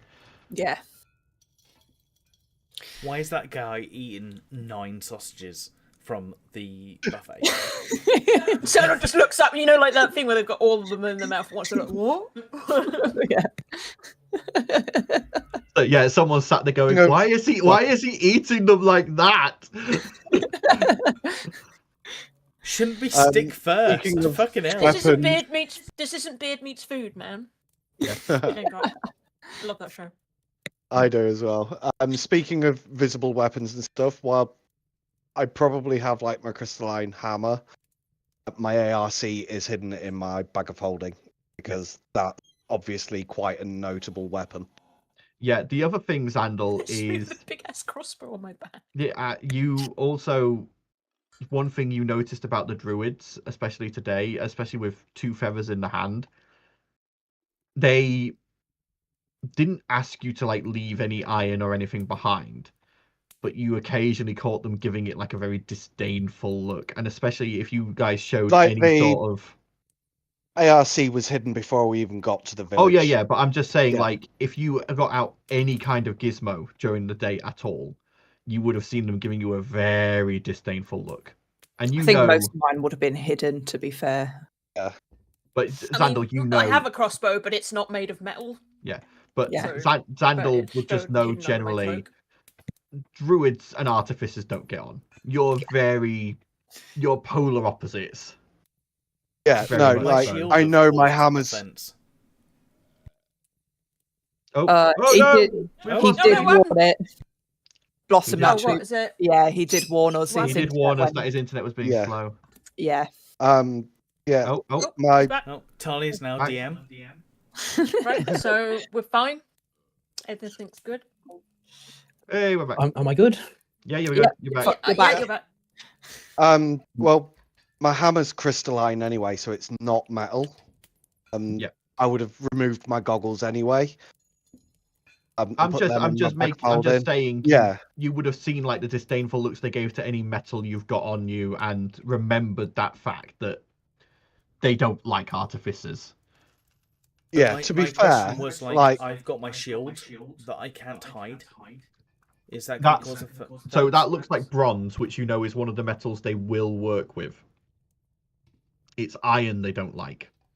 Iron particularly, they really don't like iron. So they'd be fine with Evanshot because it's not iron, it's Yeah. onyx. just to sort of like quickly explain, like Handel, yeah, he's got his armor on, but that's underneath a robe of useful items and his 2 cloaks that he's wearing. Yeah. He's obviously got his weather cloak. Yeah. So yeah, he should be pretty much fine. Maybe Okay. a small hammer at his side, his light Yeah. hammer. Yeah. Okay. Is there anything anyone else wants to do, or? I think we'll just rest for now and Okay. go back to that alley tomorrow morning. Can I So- roll We to could go get to our rooms. Yeah. Gen on my helm? Yep. So you all go to your rooms and you spend the night calmly, no interruptions. There is a bit of raucousness from outside, from people obviously enjoying the tourism Too and much. the casinos and that sort of thing, Yeah. and the bars, but nothing that's massively terrible. The next morning you go downstairs and Splug is back, and this time there is a breakfast buffet laid out with sort of like some nice pastries, various like grains and cereals with some milk. Nah, black pudding, sausages, bacon. Full eggs. English or continental. No, right? we're talking continental, the sort of thing you'd get on like a skiing holiday. It's like Ben bread. hates continental breakfast. I Bread, I mean, love just being pastries. Spain, I love it. I'm like, I could not stand any of the full English the full breakfasts. I need a full English breakfast. Like, it's just, it has to be sausage, bacon, eggs, black pudding, hash browns, grilled tomatoes. I'm just Nope. imagining that this conversation is going on and Fiona's actually about it. Like, It's as you are just about finishing your breakfast that Timbar walks in and comes up to you all and goes, the High Circle will be ready to receive you this afternoon. Please be here at 2:00 and I will collect you to take you to the Great Tree. Turns and then leaves. okay, we have an appointment. Finally. Maybe I can Well, find should some we good have a look around breakfast. have breakfast? I'd like to actually have a look around the town. So, finishing your breakfast, you get up and you leave, Splug waving as you go, and you begin looking around the town. Yeah. Like I say, there are various different establishments. There's a number of like tourism like shops and that kind of thing. Like obviously like souvenir shops selling things made from like animals that have been not hunted obviously in the habitats, but like that the druids have found dead and then brought out to be given to the people in tourism town, to be turned into useful things. You see The casinos are mostly closed. There's a few that are open during the day. You see the theatres and the music places, again, mostly closed, but a few open, playing casual, light music. Is there anything you're looking for in particular? That alleyway. Okay. Getting back to that alleyway, you glance down it, and it's the same as it was yesterday. There's nothing in it currently. I'm going to actually walk down it. Okay. I'm assuming I'll stay you're close wanting to to her side. investigate it. Yes. Yes. Go ahead, roll me investigation. I'll use guidance. I'm helping. Mhm. Yeah. I was going to say, I will say to them as I saw something down there as guards, I would assume they would be looking Yes. as well. Yeah. 15, add So your you d4 got for +5 to that. guidance. Oh, D4, sorry, not +5. So 17. 17. Moving through here, nothing immediately catches your eye. You see what looks like a few like discarded like bits of paper, a few bits of trash. It's when something moves that you spot it. A small rat with a few mushrooms growing in amongst its fur goes scurrying past you, heading towards the end of the alleyway, heading into the town. How peculiar. Could be a druid. Did I see where it came from? It looked like it was down the end of the alley looking out over the stalls. I will probably go find that. You're following the rat? Yeah. Go ahead and roll me a survival check to track this rat through the city. Oh no. And I mean, we're all possibly be able right? to Oh, I don't roll think Haven an helping age you is going to check help. to see whether the rat's behaving like a rat would, or Yeah, go ahead, roll a nature check. Yeah. Oh dear, that's a 5. You do Yeah. get advantage. The rest of everyone else is helping you if you've said we're tracking that rat. Yeah. 20, Xandal, Yeah, this yeah. rat's not acting like a rat. Give It's it- dodging give it. around people. It's moving from like Yeah, it's shade to shade.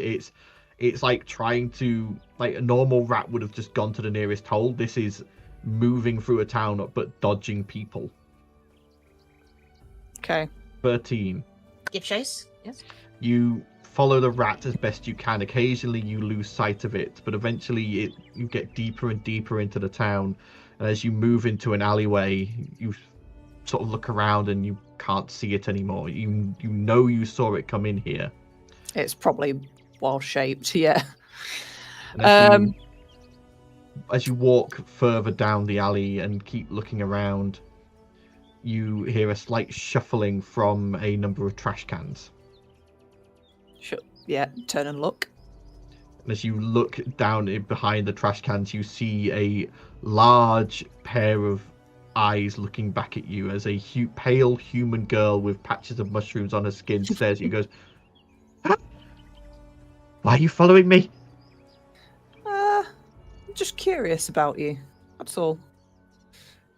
I have Curious some about food if you'd stink? like. No one's curious about stink. People don't like stink.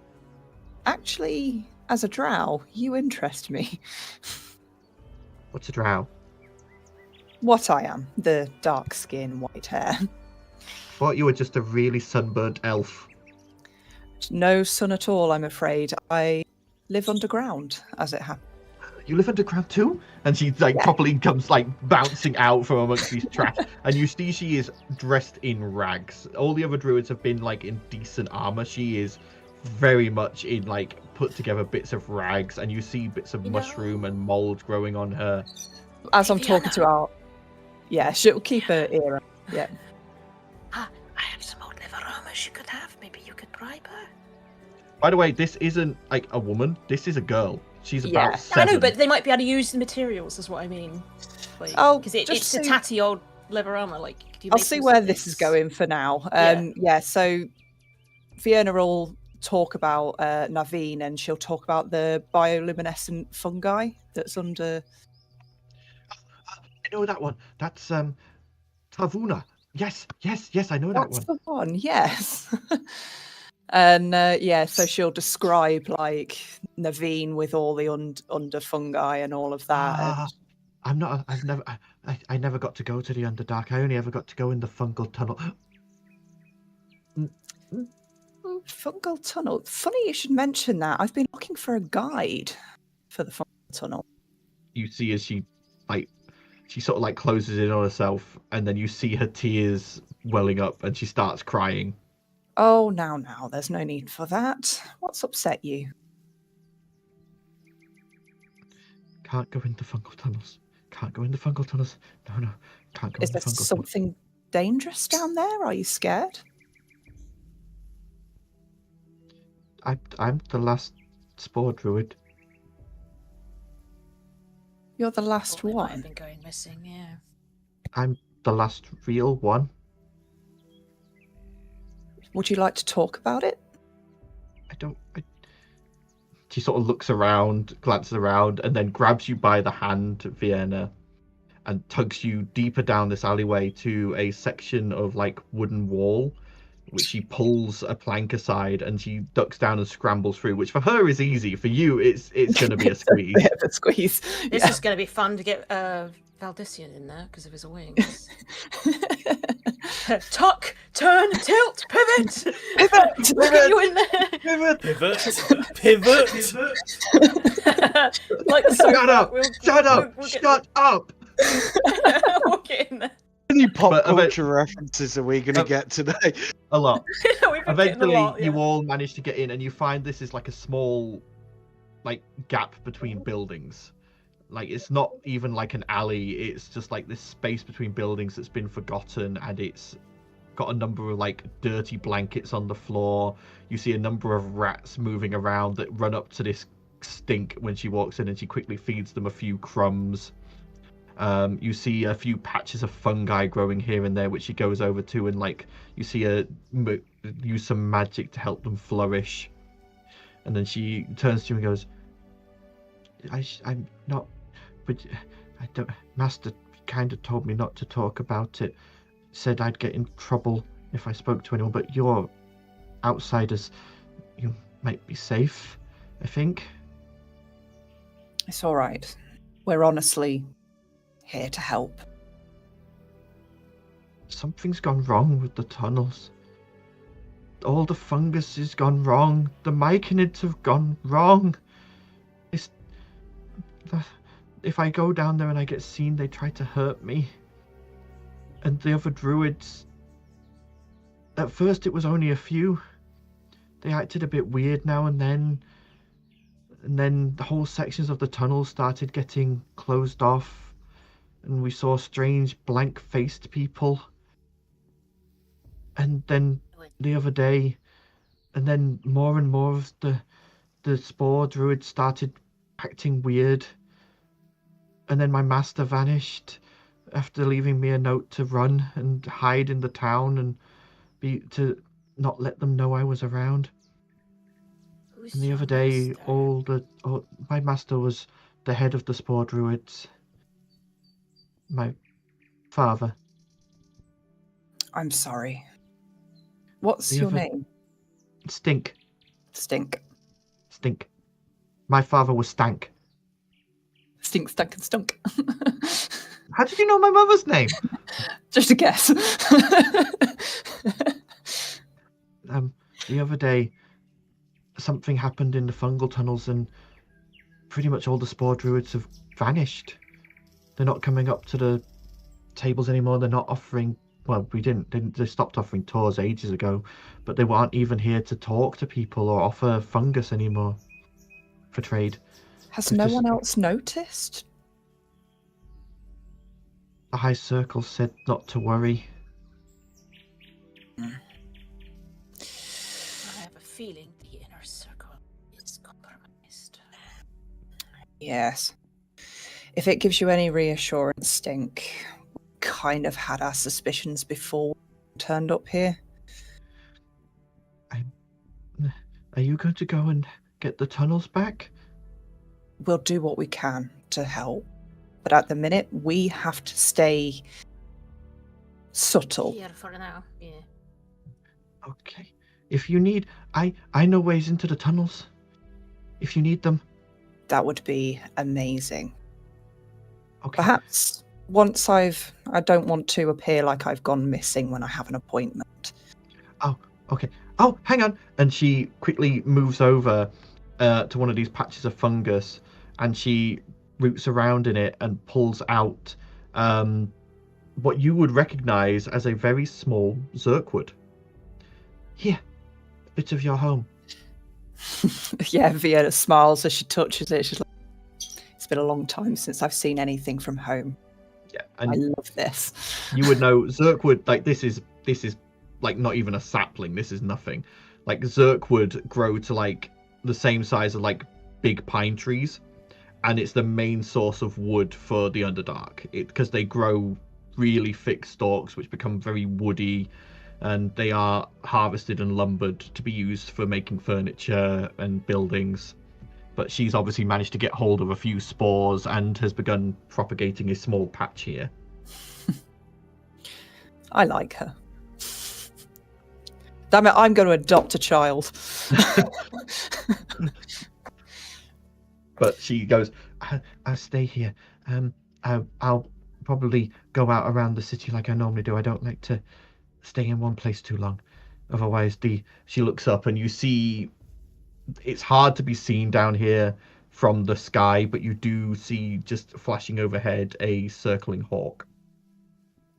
Okay. We can message you when we need you, so we can find you. Yes, our friend here, and I'll point to her. If you hear them in your head, you can whisper back.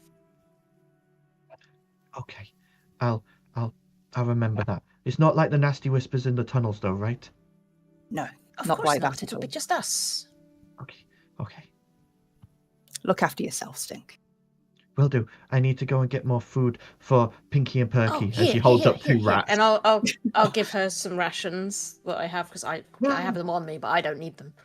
She takes them and There you she go. starts nibbling on a bit, and she feeds some to the two rats.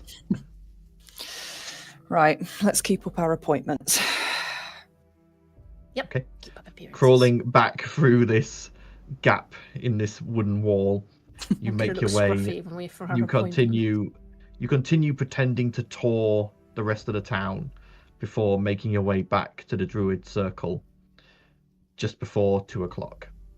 And at 2:00 on the dot, Timbar walks in and goes, "Your time for your appointments, if you'd like to all follow me." Of course. And with that, As you Just does step as she says. out, you see stood in the middle of the street are 6 giant eagles. If you would all please mount an eagle. well, this is certainly unusual. Every day you get to ride on a giant eagle. Is the second bird I'll be riding for. You are on one today, Reese. We programmed I again. commend you. On fire. Lining them up and just shooting them, and Aaron's just like half dead now. Bless him. I don't want to be organising any funeral arrangements yet. Oh yeah, by the way, because you've long rested since long resting on the ship, your temp hit points are now gone. Just remember that. Ah, Aw. shit. Yeah. Yeah. So, you all mount an eagle, and you watch as Timbar shifts into a regular-sized eagle and takes off, the giant eagles following, and you fly up out of the tourist town and across over the alpine habitat towards this large central tree. And it takes maybe 10 minutes by flight, but eventually you are landing in the boughs of this tree at what looks like a naturally grown landing pad for these eagles. And you are able to dismount, and Timbar shifts back and goes, "Follow me." And we do. He guides you through a archway that is grown into the wood, not carved or sawn, it is grown, and you are guided through tunnels with, again, this bioluminescent fungi lighting everything, to the very center of the tree at the top in the canopy, where there is an open area, the sun shining down into it, with a large circular table with chairs around the outside with druids sat in them. But these ones are much better not better dressed, but obviously they have more ornamentation. Their staffs are older, more weathered. They all appear to be very, very old as they are sat there. Oh, before we were going this way, because I forgot to mention, I've got my hood up, so it's concealing my face. Can I have True Sight up? Yeah. I want to see if they are who they appear Okay. to be. All right, I'll make you make a perception check in a second. And as you step into this place, you see on the floor a symbol of a pair of intertwined trees, which then have above them a pair of mountains base to base, and then a long straight river below them. Okay. And you, Talia, make me a perception check. 22. 22. As you glance around at these archdruids, every single one is under an illusion. Every single one is actually a black-robed figure with a blank mask. Of course. I've been teaching everyone Thieves' Cant, and I will click my fingers saying, "We are in trouble." Right. The other thing, Talia, with a 22, that symbol, the intertwined trees, the pair of mountains, and the long river, you suddenly realize, oh, that looks like a dagger. If you take that out of context, that is a dagger, and that is the symbol of Rixali. And you now have to wonder, how long has this inner circle been like this? What about Timbar? Is he who he says he is? As Talia glances at Timbar, he is Timbar. He does not appear to be a faceless agent. So you all know. Well, we probably should have agreed upon like phrases that I've been teaching them, but like danger is okay, maybe yes and no. I mean, simple shit like that. So just to put this out there, Ert has limited telepathy, so she can do simple ideas and simple concepts and push it out there. So if Talia pushes something to Ert can push it out to the rest of the group. And how am I going to push it to her? I don't have telepathy, and I only know simple phrases. Well, I know to only tell you simple phrases because you aren't fluent in Thieves' Cant like I can. I can only use like things. So I can say, look, we're in danger. They are not who they claim to be. But and then I think you were like, what about? And then nod to him, and I'll be like, he's okay. Is all we've been able to communicate. So but you Vienna, know that we're in trouble. As you stand in the center of this circular table, the rest of them having to have been stood at where Timbar has stood, a bit out the way. You see as the archdruids, one of them steps up, the oldest looking one, wearing robes that denote them as being of the Circle of the Mountains, and they go, "Welcome, emissary of Maham." So Vienna is still going to play it. She's going to play it through because at the minute she knows that she's got no other choice. So she's like, "In a den of vipers." Yeah. So Vienna will step forward and say, "It's a pleasure to actually meet you. I've been sent by Emperor Barras to find out where we stand with each other." As we have always stood, Cadon is by itself its own druidic enclave. The fact that we allow tourism is but a minor discrepancy from normal enclaves. We as such are isolationist. We are friendly towards such civilization as, and you see the sneer in that word civilization. You can feel it as your cities, but we are not allies by any stretch of the word. We are at best neutral to you and your kind. I see. So there is no negotiations of trade? Anything you potentially might want from Maham?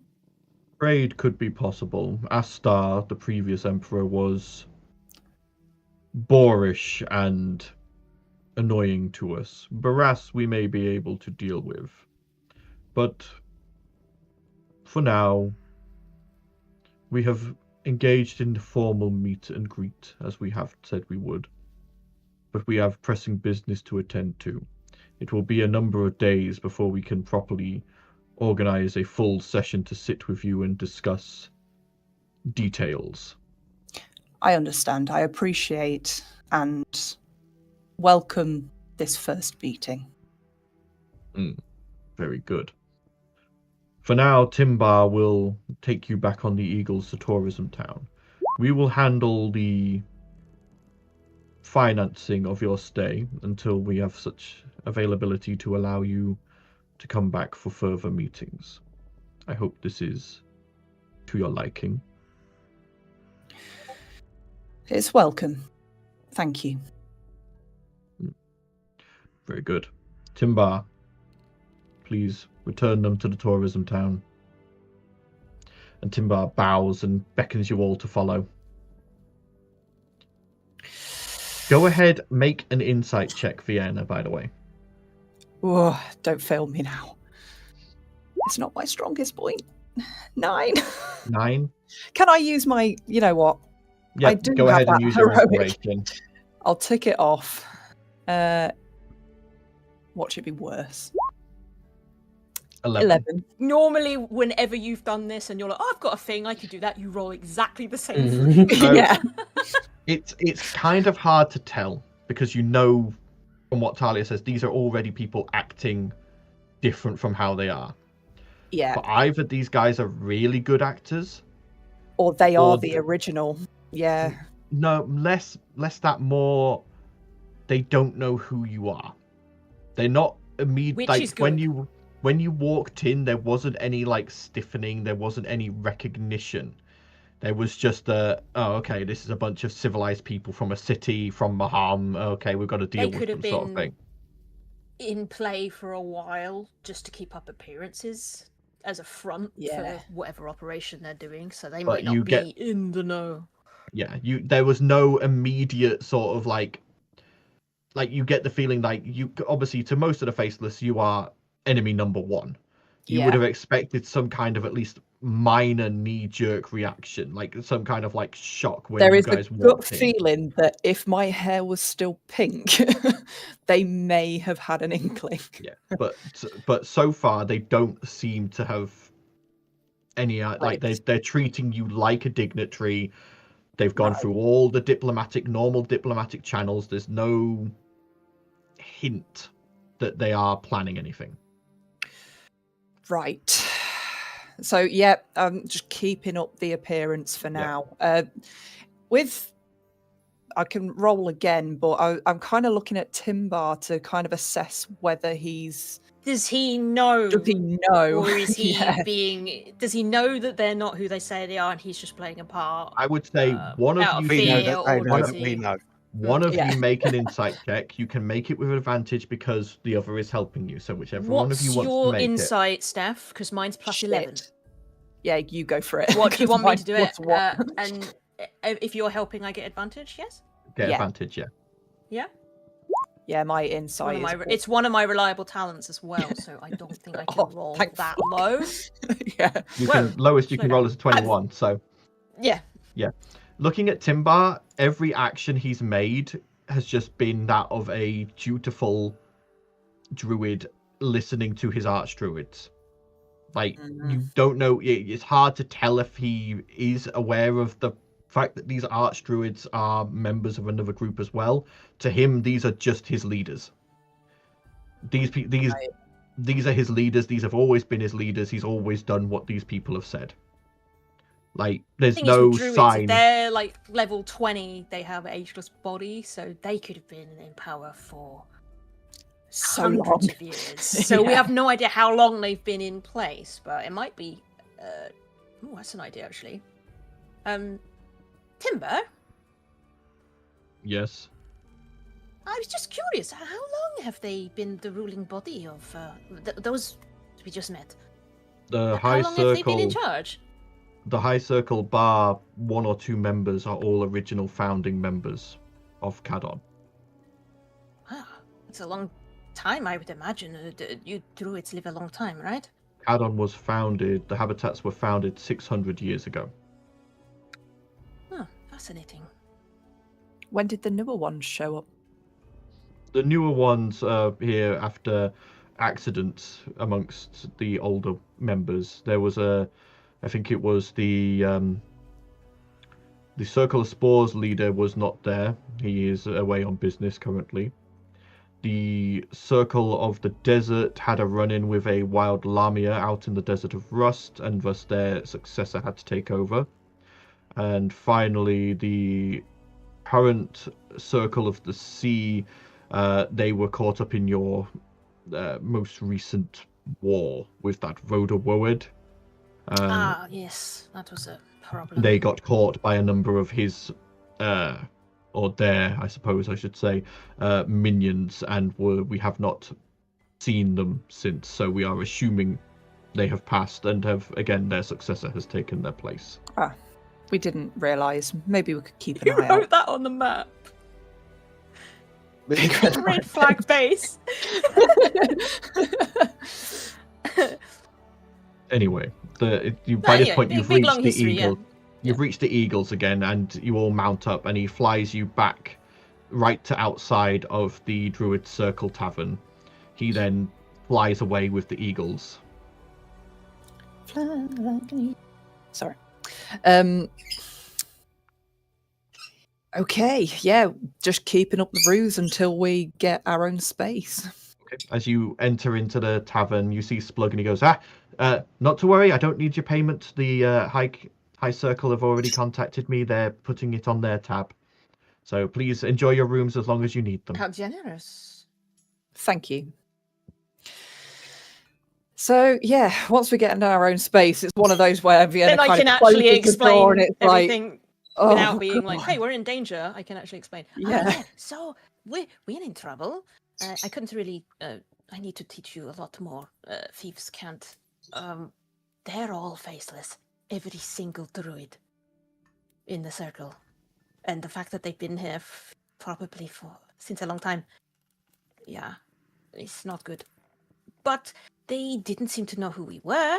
No, like, evil in... Well, I mean, obviously they're evil, they're faceless, but there was no, like, evil intent towards us. Like, they didn't look like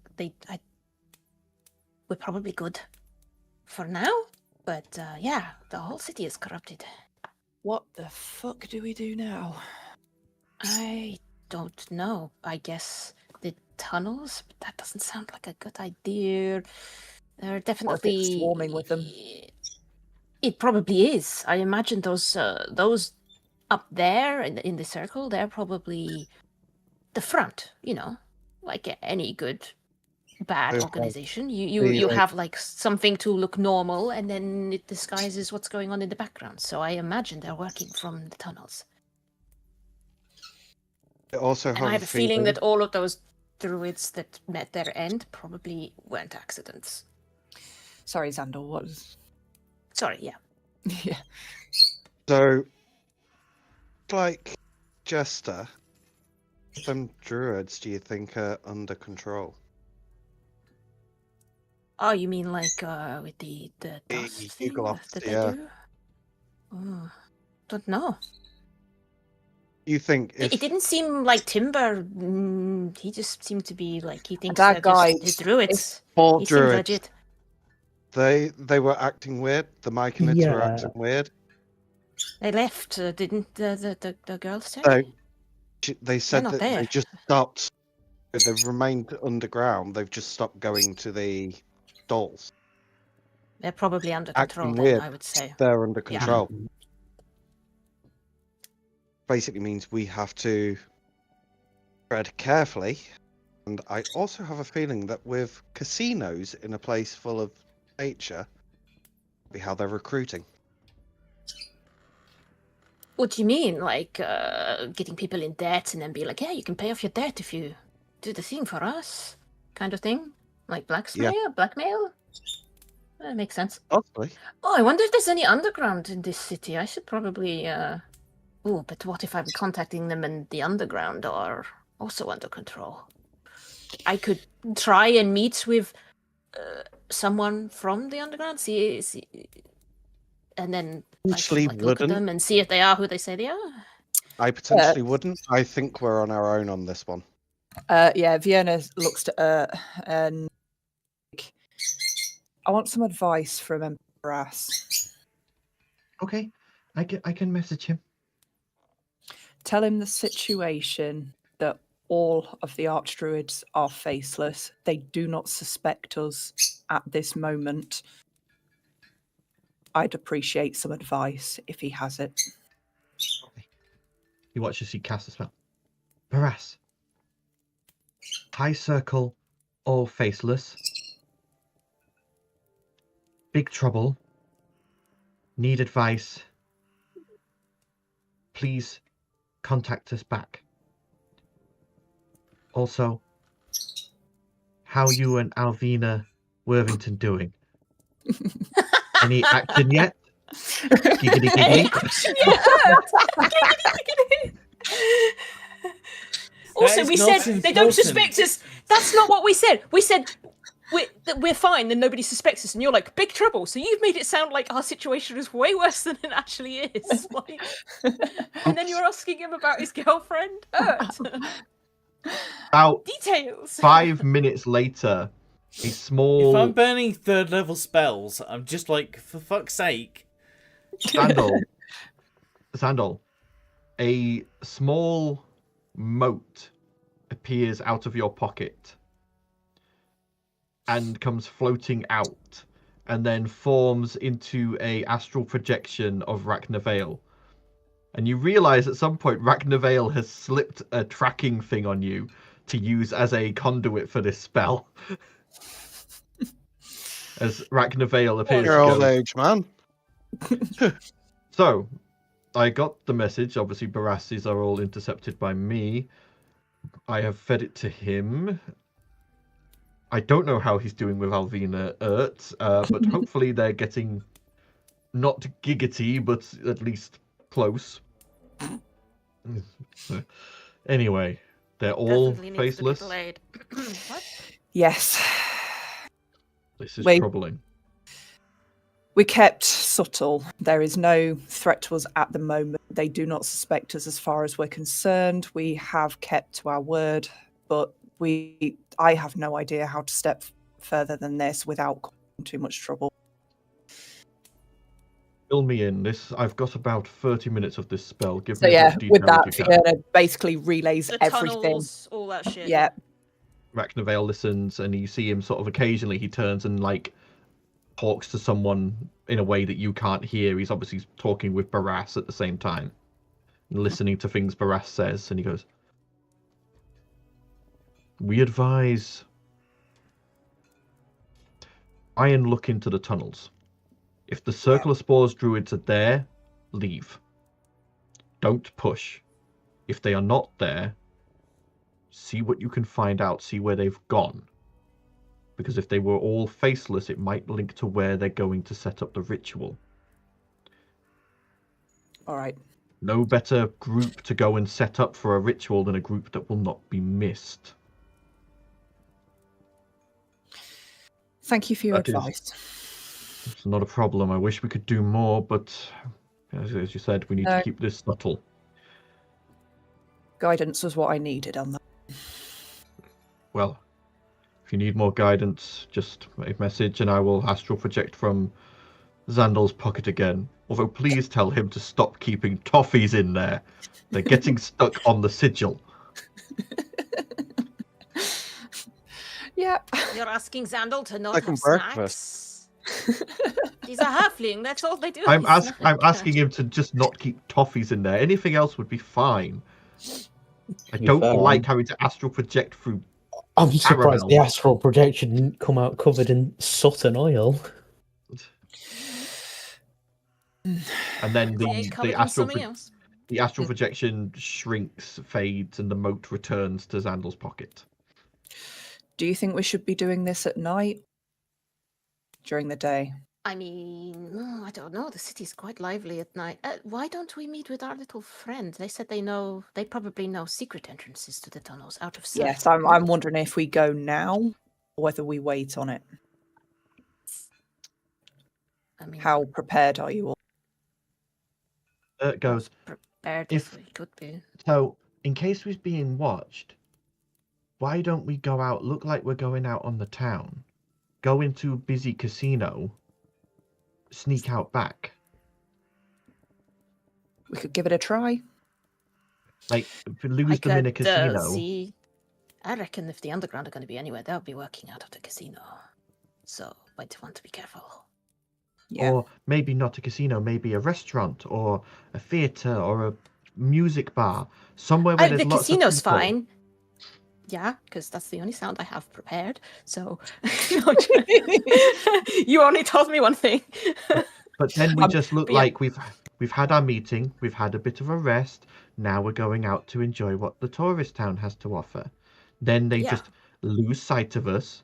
Oh well, they were just obviously going out and I've lost sight of them. Okay, sounds like a plan. I'm also keeping an eye on the time because I don't want to get involved in something that... No, don't worry, I'm keeping an eye on the time as well. Yeah.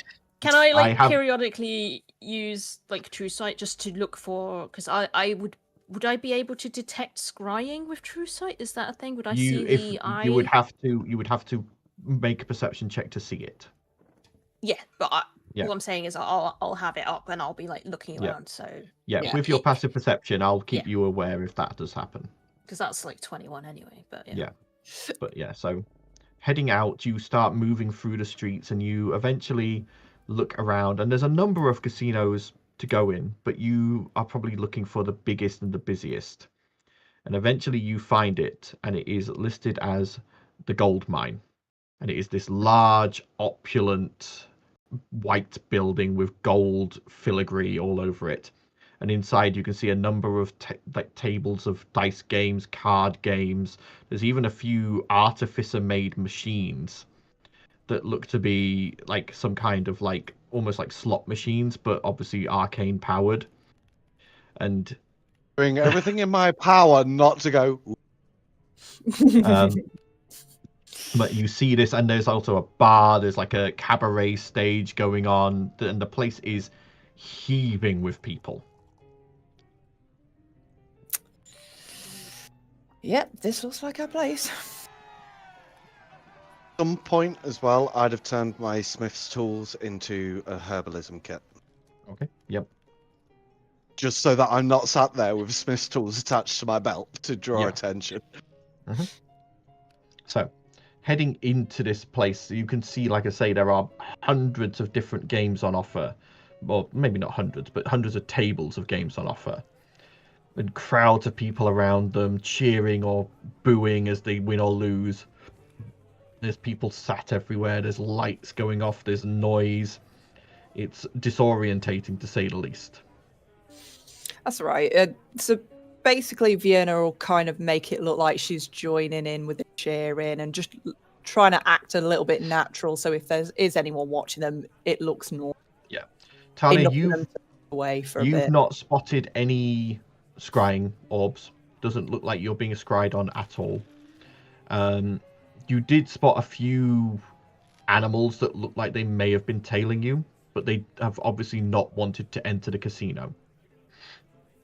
Probably because of all the artificer shit. Do I spot any black hands, thieves, pickpockets? Roll an investigation check. Underground in fellow rogues. Yeah. Investigation, you say, yeah? Mm-hmm. 17. Looking around and glancing around, you see no thieves' cant anywhere. There's no sign of anything that indicates that this is owned by any sort of criminal organization other than the fact it is a casino, which is, in some people's views, a criminal organization. Daylight robbery, yeah. There's nothing to suggest that there is any sort of link here. There's not even any pickpockets. Nothing like that happening. You don't see you quite evidently see a few people cheating at the games, and there's obviously the typical thing of like the house always wins going on, but there's nothing else ridiculously underhanded going on. Definitely on our own on this one, hey? Looks like it. Nice place, though. However, with a 17, you do spot a side door that looks like it probably nips out into an alleyway, and it is currently there's no one near it. Or like kind of Surreptitious. and be like, about that. We will try and sneak away. Okay. Quickly getting to that door, you open it a little bit first, and rather you than walk straight in and straight Yeah. out. Yeah. Yep. Yeah. We'll like participate in a few games and then like. Yeah, like I said, I was joining in with a few things. Yeah. But you get to this door. It is unlocked, and it opens into what looks like just like a kitchen alleyway, sort of thing, like the site, like just like where they basically go to dump like trash, maybe, or like the dealers go to have like a smoke break. And you could just quickly nip out into it, and make your way away from the casino. And as you do, Talia, after about 20 minutes, you see no animals that look like they've been following you, and no sign of any scrying eyes. Right. I think we're good. Stealth mode as best as we can. I know it's not Yep. something that's natural to some of us. However, I will mention I have picked Shroud of Shadow. Should I need it? Yep. So And if anyone needs the lurker licorices, that will. I'm not grant going you to the say. effect of pass without a trace and stuff. Oh, if I'm you not needed gonna. it I'm as not gonna well. make you roll stealth checks yet, because you're not stealthing. no, we're just What you're yeah. doing at the moment is blending with the crowds. So Mhm. that if you started like trying to duck from shadow to shadow and that sort of thing, that would be more suspicious and draw more attention. Yeah. You are just Yeah. another group amongst the crowd moving. Mhm. So you move through the town, and eventually you reach that alleyway where you know Stink's little lair is. And heading into it, you head down there, and you sort of like, are you going to like knock on the wood, or are you just going to try and go in? I'm going to knock on it very slightly, You like knock not on like it. bang on it, but just a subtle knock. Yeah. You knock on it, and you see Pinky, the rat, poke its head out, stiff, and look at you, and then duck back in. And then you see the board shift aside, and Stink's sort of luminous eyes in her pale face look out and go, "You're back." Yes, we're Oh, back. little one. We want to help. Good. What can I do? What can I do? We need to get into the tunnels. We need to find out what happened to the rest of your kin. But we need to not be seen. Do you know any secret ways in? Okay. Do you want the nearest entrance or the safest entrance? Let's go safe for now. Safest, probably a good idea. Yeah. Okay. So you watch as she shifts and morphs and turns into that fungal rat and comes climbing up your leg, Vienna, and settles she sort of like writhes underneath your clothes. It's rather not. It's not a nice feeling. But she then just pokes her head out at the cleavage. over your neckline. Yeah. Yeah. One little rat right between the boobs. Yeah. And she just sort of like points her nose and guides you through the streets. Like if she wants you to turn, she like nudges her head to the one side. And She is in the best place possible. she Nuzzling in them boobs. Are you jealous? guides you No. through the town and actually out the opposite side from the habitats, and out to about 10 minutes walk out from the town to a copse of trees, where she then quickly scuttles out, returns to her human form, and quickly goes over to a ring of mushrooms. And she gets out her small staff with fungus growing all over it and taps a sort of sequence on these mushrooms, and you watch as the ground between them shimmers and fades, revealing a tunnel that goes down with the stench of musk of fungus and damp comes out. I'm gonna stop breathing because I don't want to smell that. Fiona's probably actually quite used to it. She's like, Yeah, to you it smells like any Home. of the fungus farms down in the Underdark. yeah. So Sweet. Just more I'm suspicious of poison. This So is I'm the like, if I don't breathe, I safest. can't get poisoned. It takes about 20 minutes walk before the whispers start. Okay. We'll see what we can do I from want to here. get more details before we go in there. What whispers? The whispers in your mind. Great. But Hopefully I'll come with you. There's a few caverns that are dangerous. I'll guide you around those. If Okay. there's any danger at all, you run, okay? You don't There's need to put there's yourself rat at risk for tunnels in us. all the walls. I can get into them. Good. And she steps down into the darkness and begins guiding you in.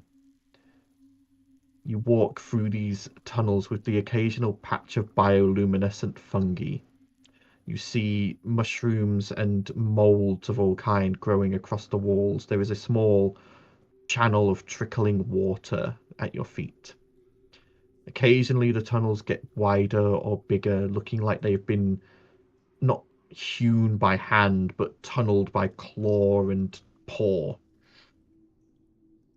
After about 20 minutes walk, you watch Stink freeze up and shudder. And it's at this point you all start feeling something in the back of your mind. Here we Aura go. of purity. We're fucked. If we've got to It's- make wisdom saves, like we're all going to fail and then it's- get zombified. What's Aura of Purity do? Purity. Purifying energy radiates from you in an aura with a 30-foot radius until the spell ends. The aura moves with you, centered on you. Each non-hostile creature in the aura, including you, can't become diseased, has resistance to poison damage, and has advantage on saving throws against effects that cause any of the following condition: blinded, charmed, deafened, frightened, paralyzed, poisoned, and stunned. So that doesn't get rid of the sound at the back That's of your fine, mind. because at least we can hear what it is actually saying. As But- long as they're not affected by it. As you're, but currently it's just these formless whispers. Just this, it's almost like listening to someone whispering at the end of a tunnel. It's formless and there, but it's just this sort of. You can't make out any individual words or meanings. But as you begin heading further in, Vienna, you would notice this immediately. The fungus is changing. You're starting to see on some of it like these strange weeping sores. You see ones that are like the dark red and spiked that you don't recognize. You see mold that is dripping and green. Everything is just a little bit off. And as you get deeper and deeper down this tunnel, you eventually come to the edge of a cavern, and she goes, "This is the beginning of the fungal tunnels proper." And now you can hear just very faintly at the back of your minds, "Mr. Queen, Mr. President." You're going to have to pretend that's a whisper and actually say it, Paddy, because we can't hear what it's saying. Praise the Queen be praised. Praise the Queen be praised. Right. And that is where we're going to end tonight's session. Sweet. Chills. Cliffhanger. And they've now found the I rock am beneath. totally going to try and record those whispers and add that as a sound for next week. The next time we play, because that'd be fun for it to actually be what you're saying they're saying. But at this point, guys, obviously this is where we're going to end. Not sure when our next session will be. We will have to discuss our normal 2-week rota. The next time we would normally be playing I'm Not Free. The next time after that would be Christmas Eve, which obviously, or not We're Christmas all Eve. working and Oh busy. no, it would be after Christmas, but still, Yeah. you know, everyone will be doing Christmas, so it may not be until the Well, new year. We will unless we all obviously decide it's a non-Friday, but we'll discuss it afterwards. we'll discuss and sort things out, and we will post And we to the don't know if socials. we're doing an off day for like a Christmas special or something. Maybe. Probably not though. We'll see. We'll see. But until then, until next time, guys, please enjoy your own games. Have a lovely holiday season. And season. No seizures. And just a season. Yeah. Bye for now. Bye. Bye-bye. Bye. click thing and click multiple things. Just keep waving. Just keep waving. Smile and wave, boys. Boys. Smile and wave. I think we're moving. I think that's fine.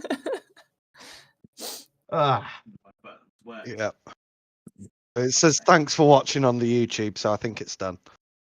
Yeah, wait. it's done. Yeah, you're good. It's done. Dun, dun, dun, dun. It's done. Well, So it's on the we have a screen new anyway, but it wasn't adoption. stream actually. We are adopting Stink. I'm requesting it. She can be. She's a coming. mini- She's coming with us back to my home. Well, she might end up staying because she's the last one. But like, Mm.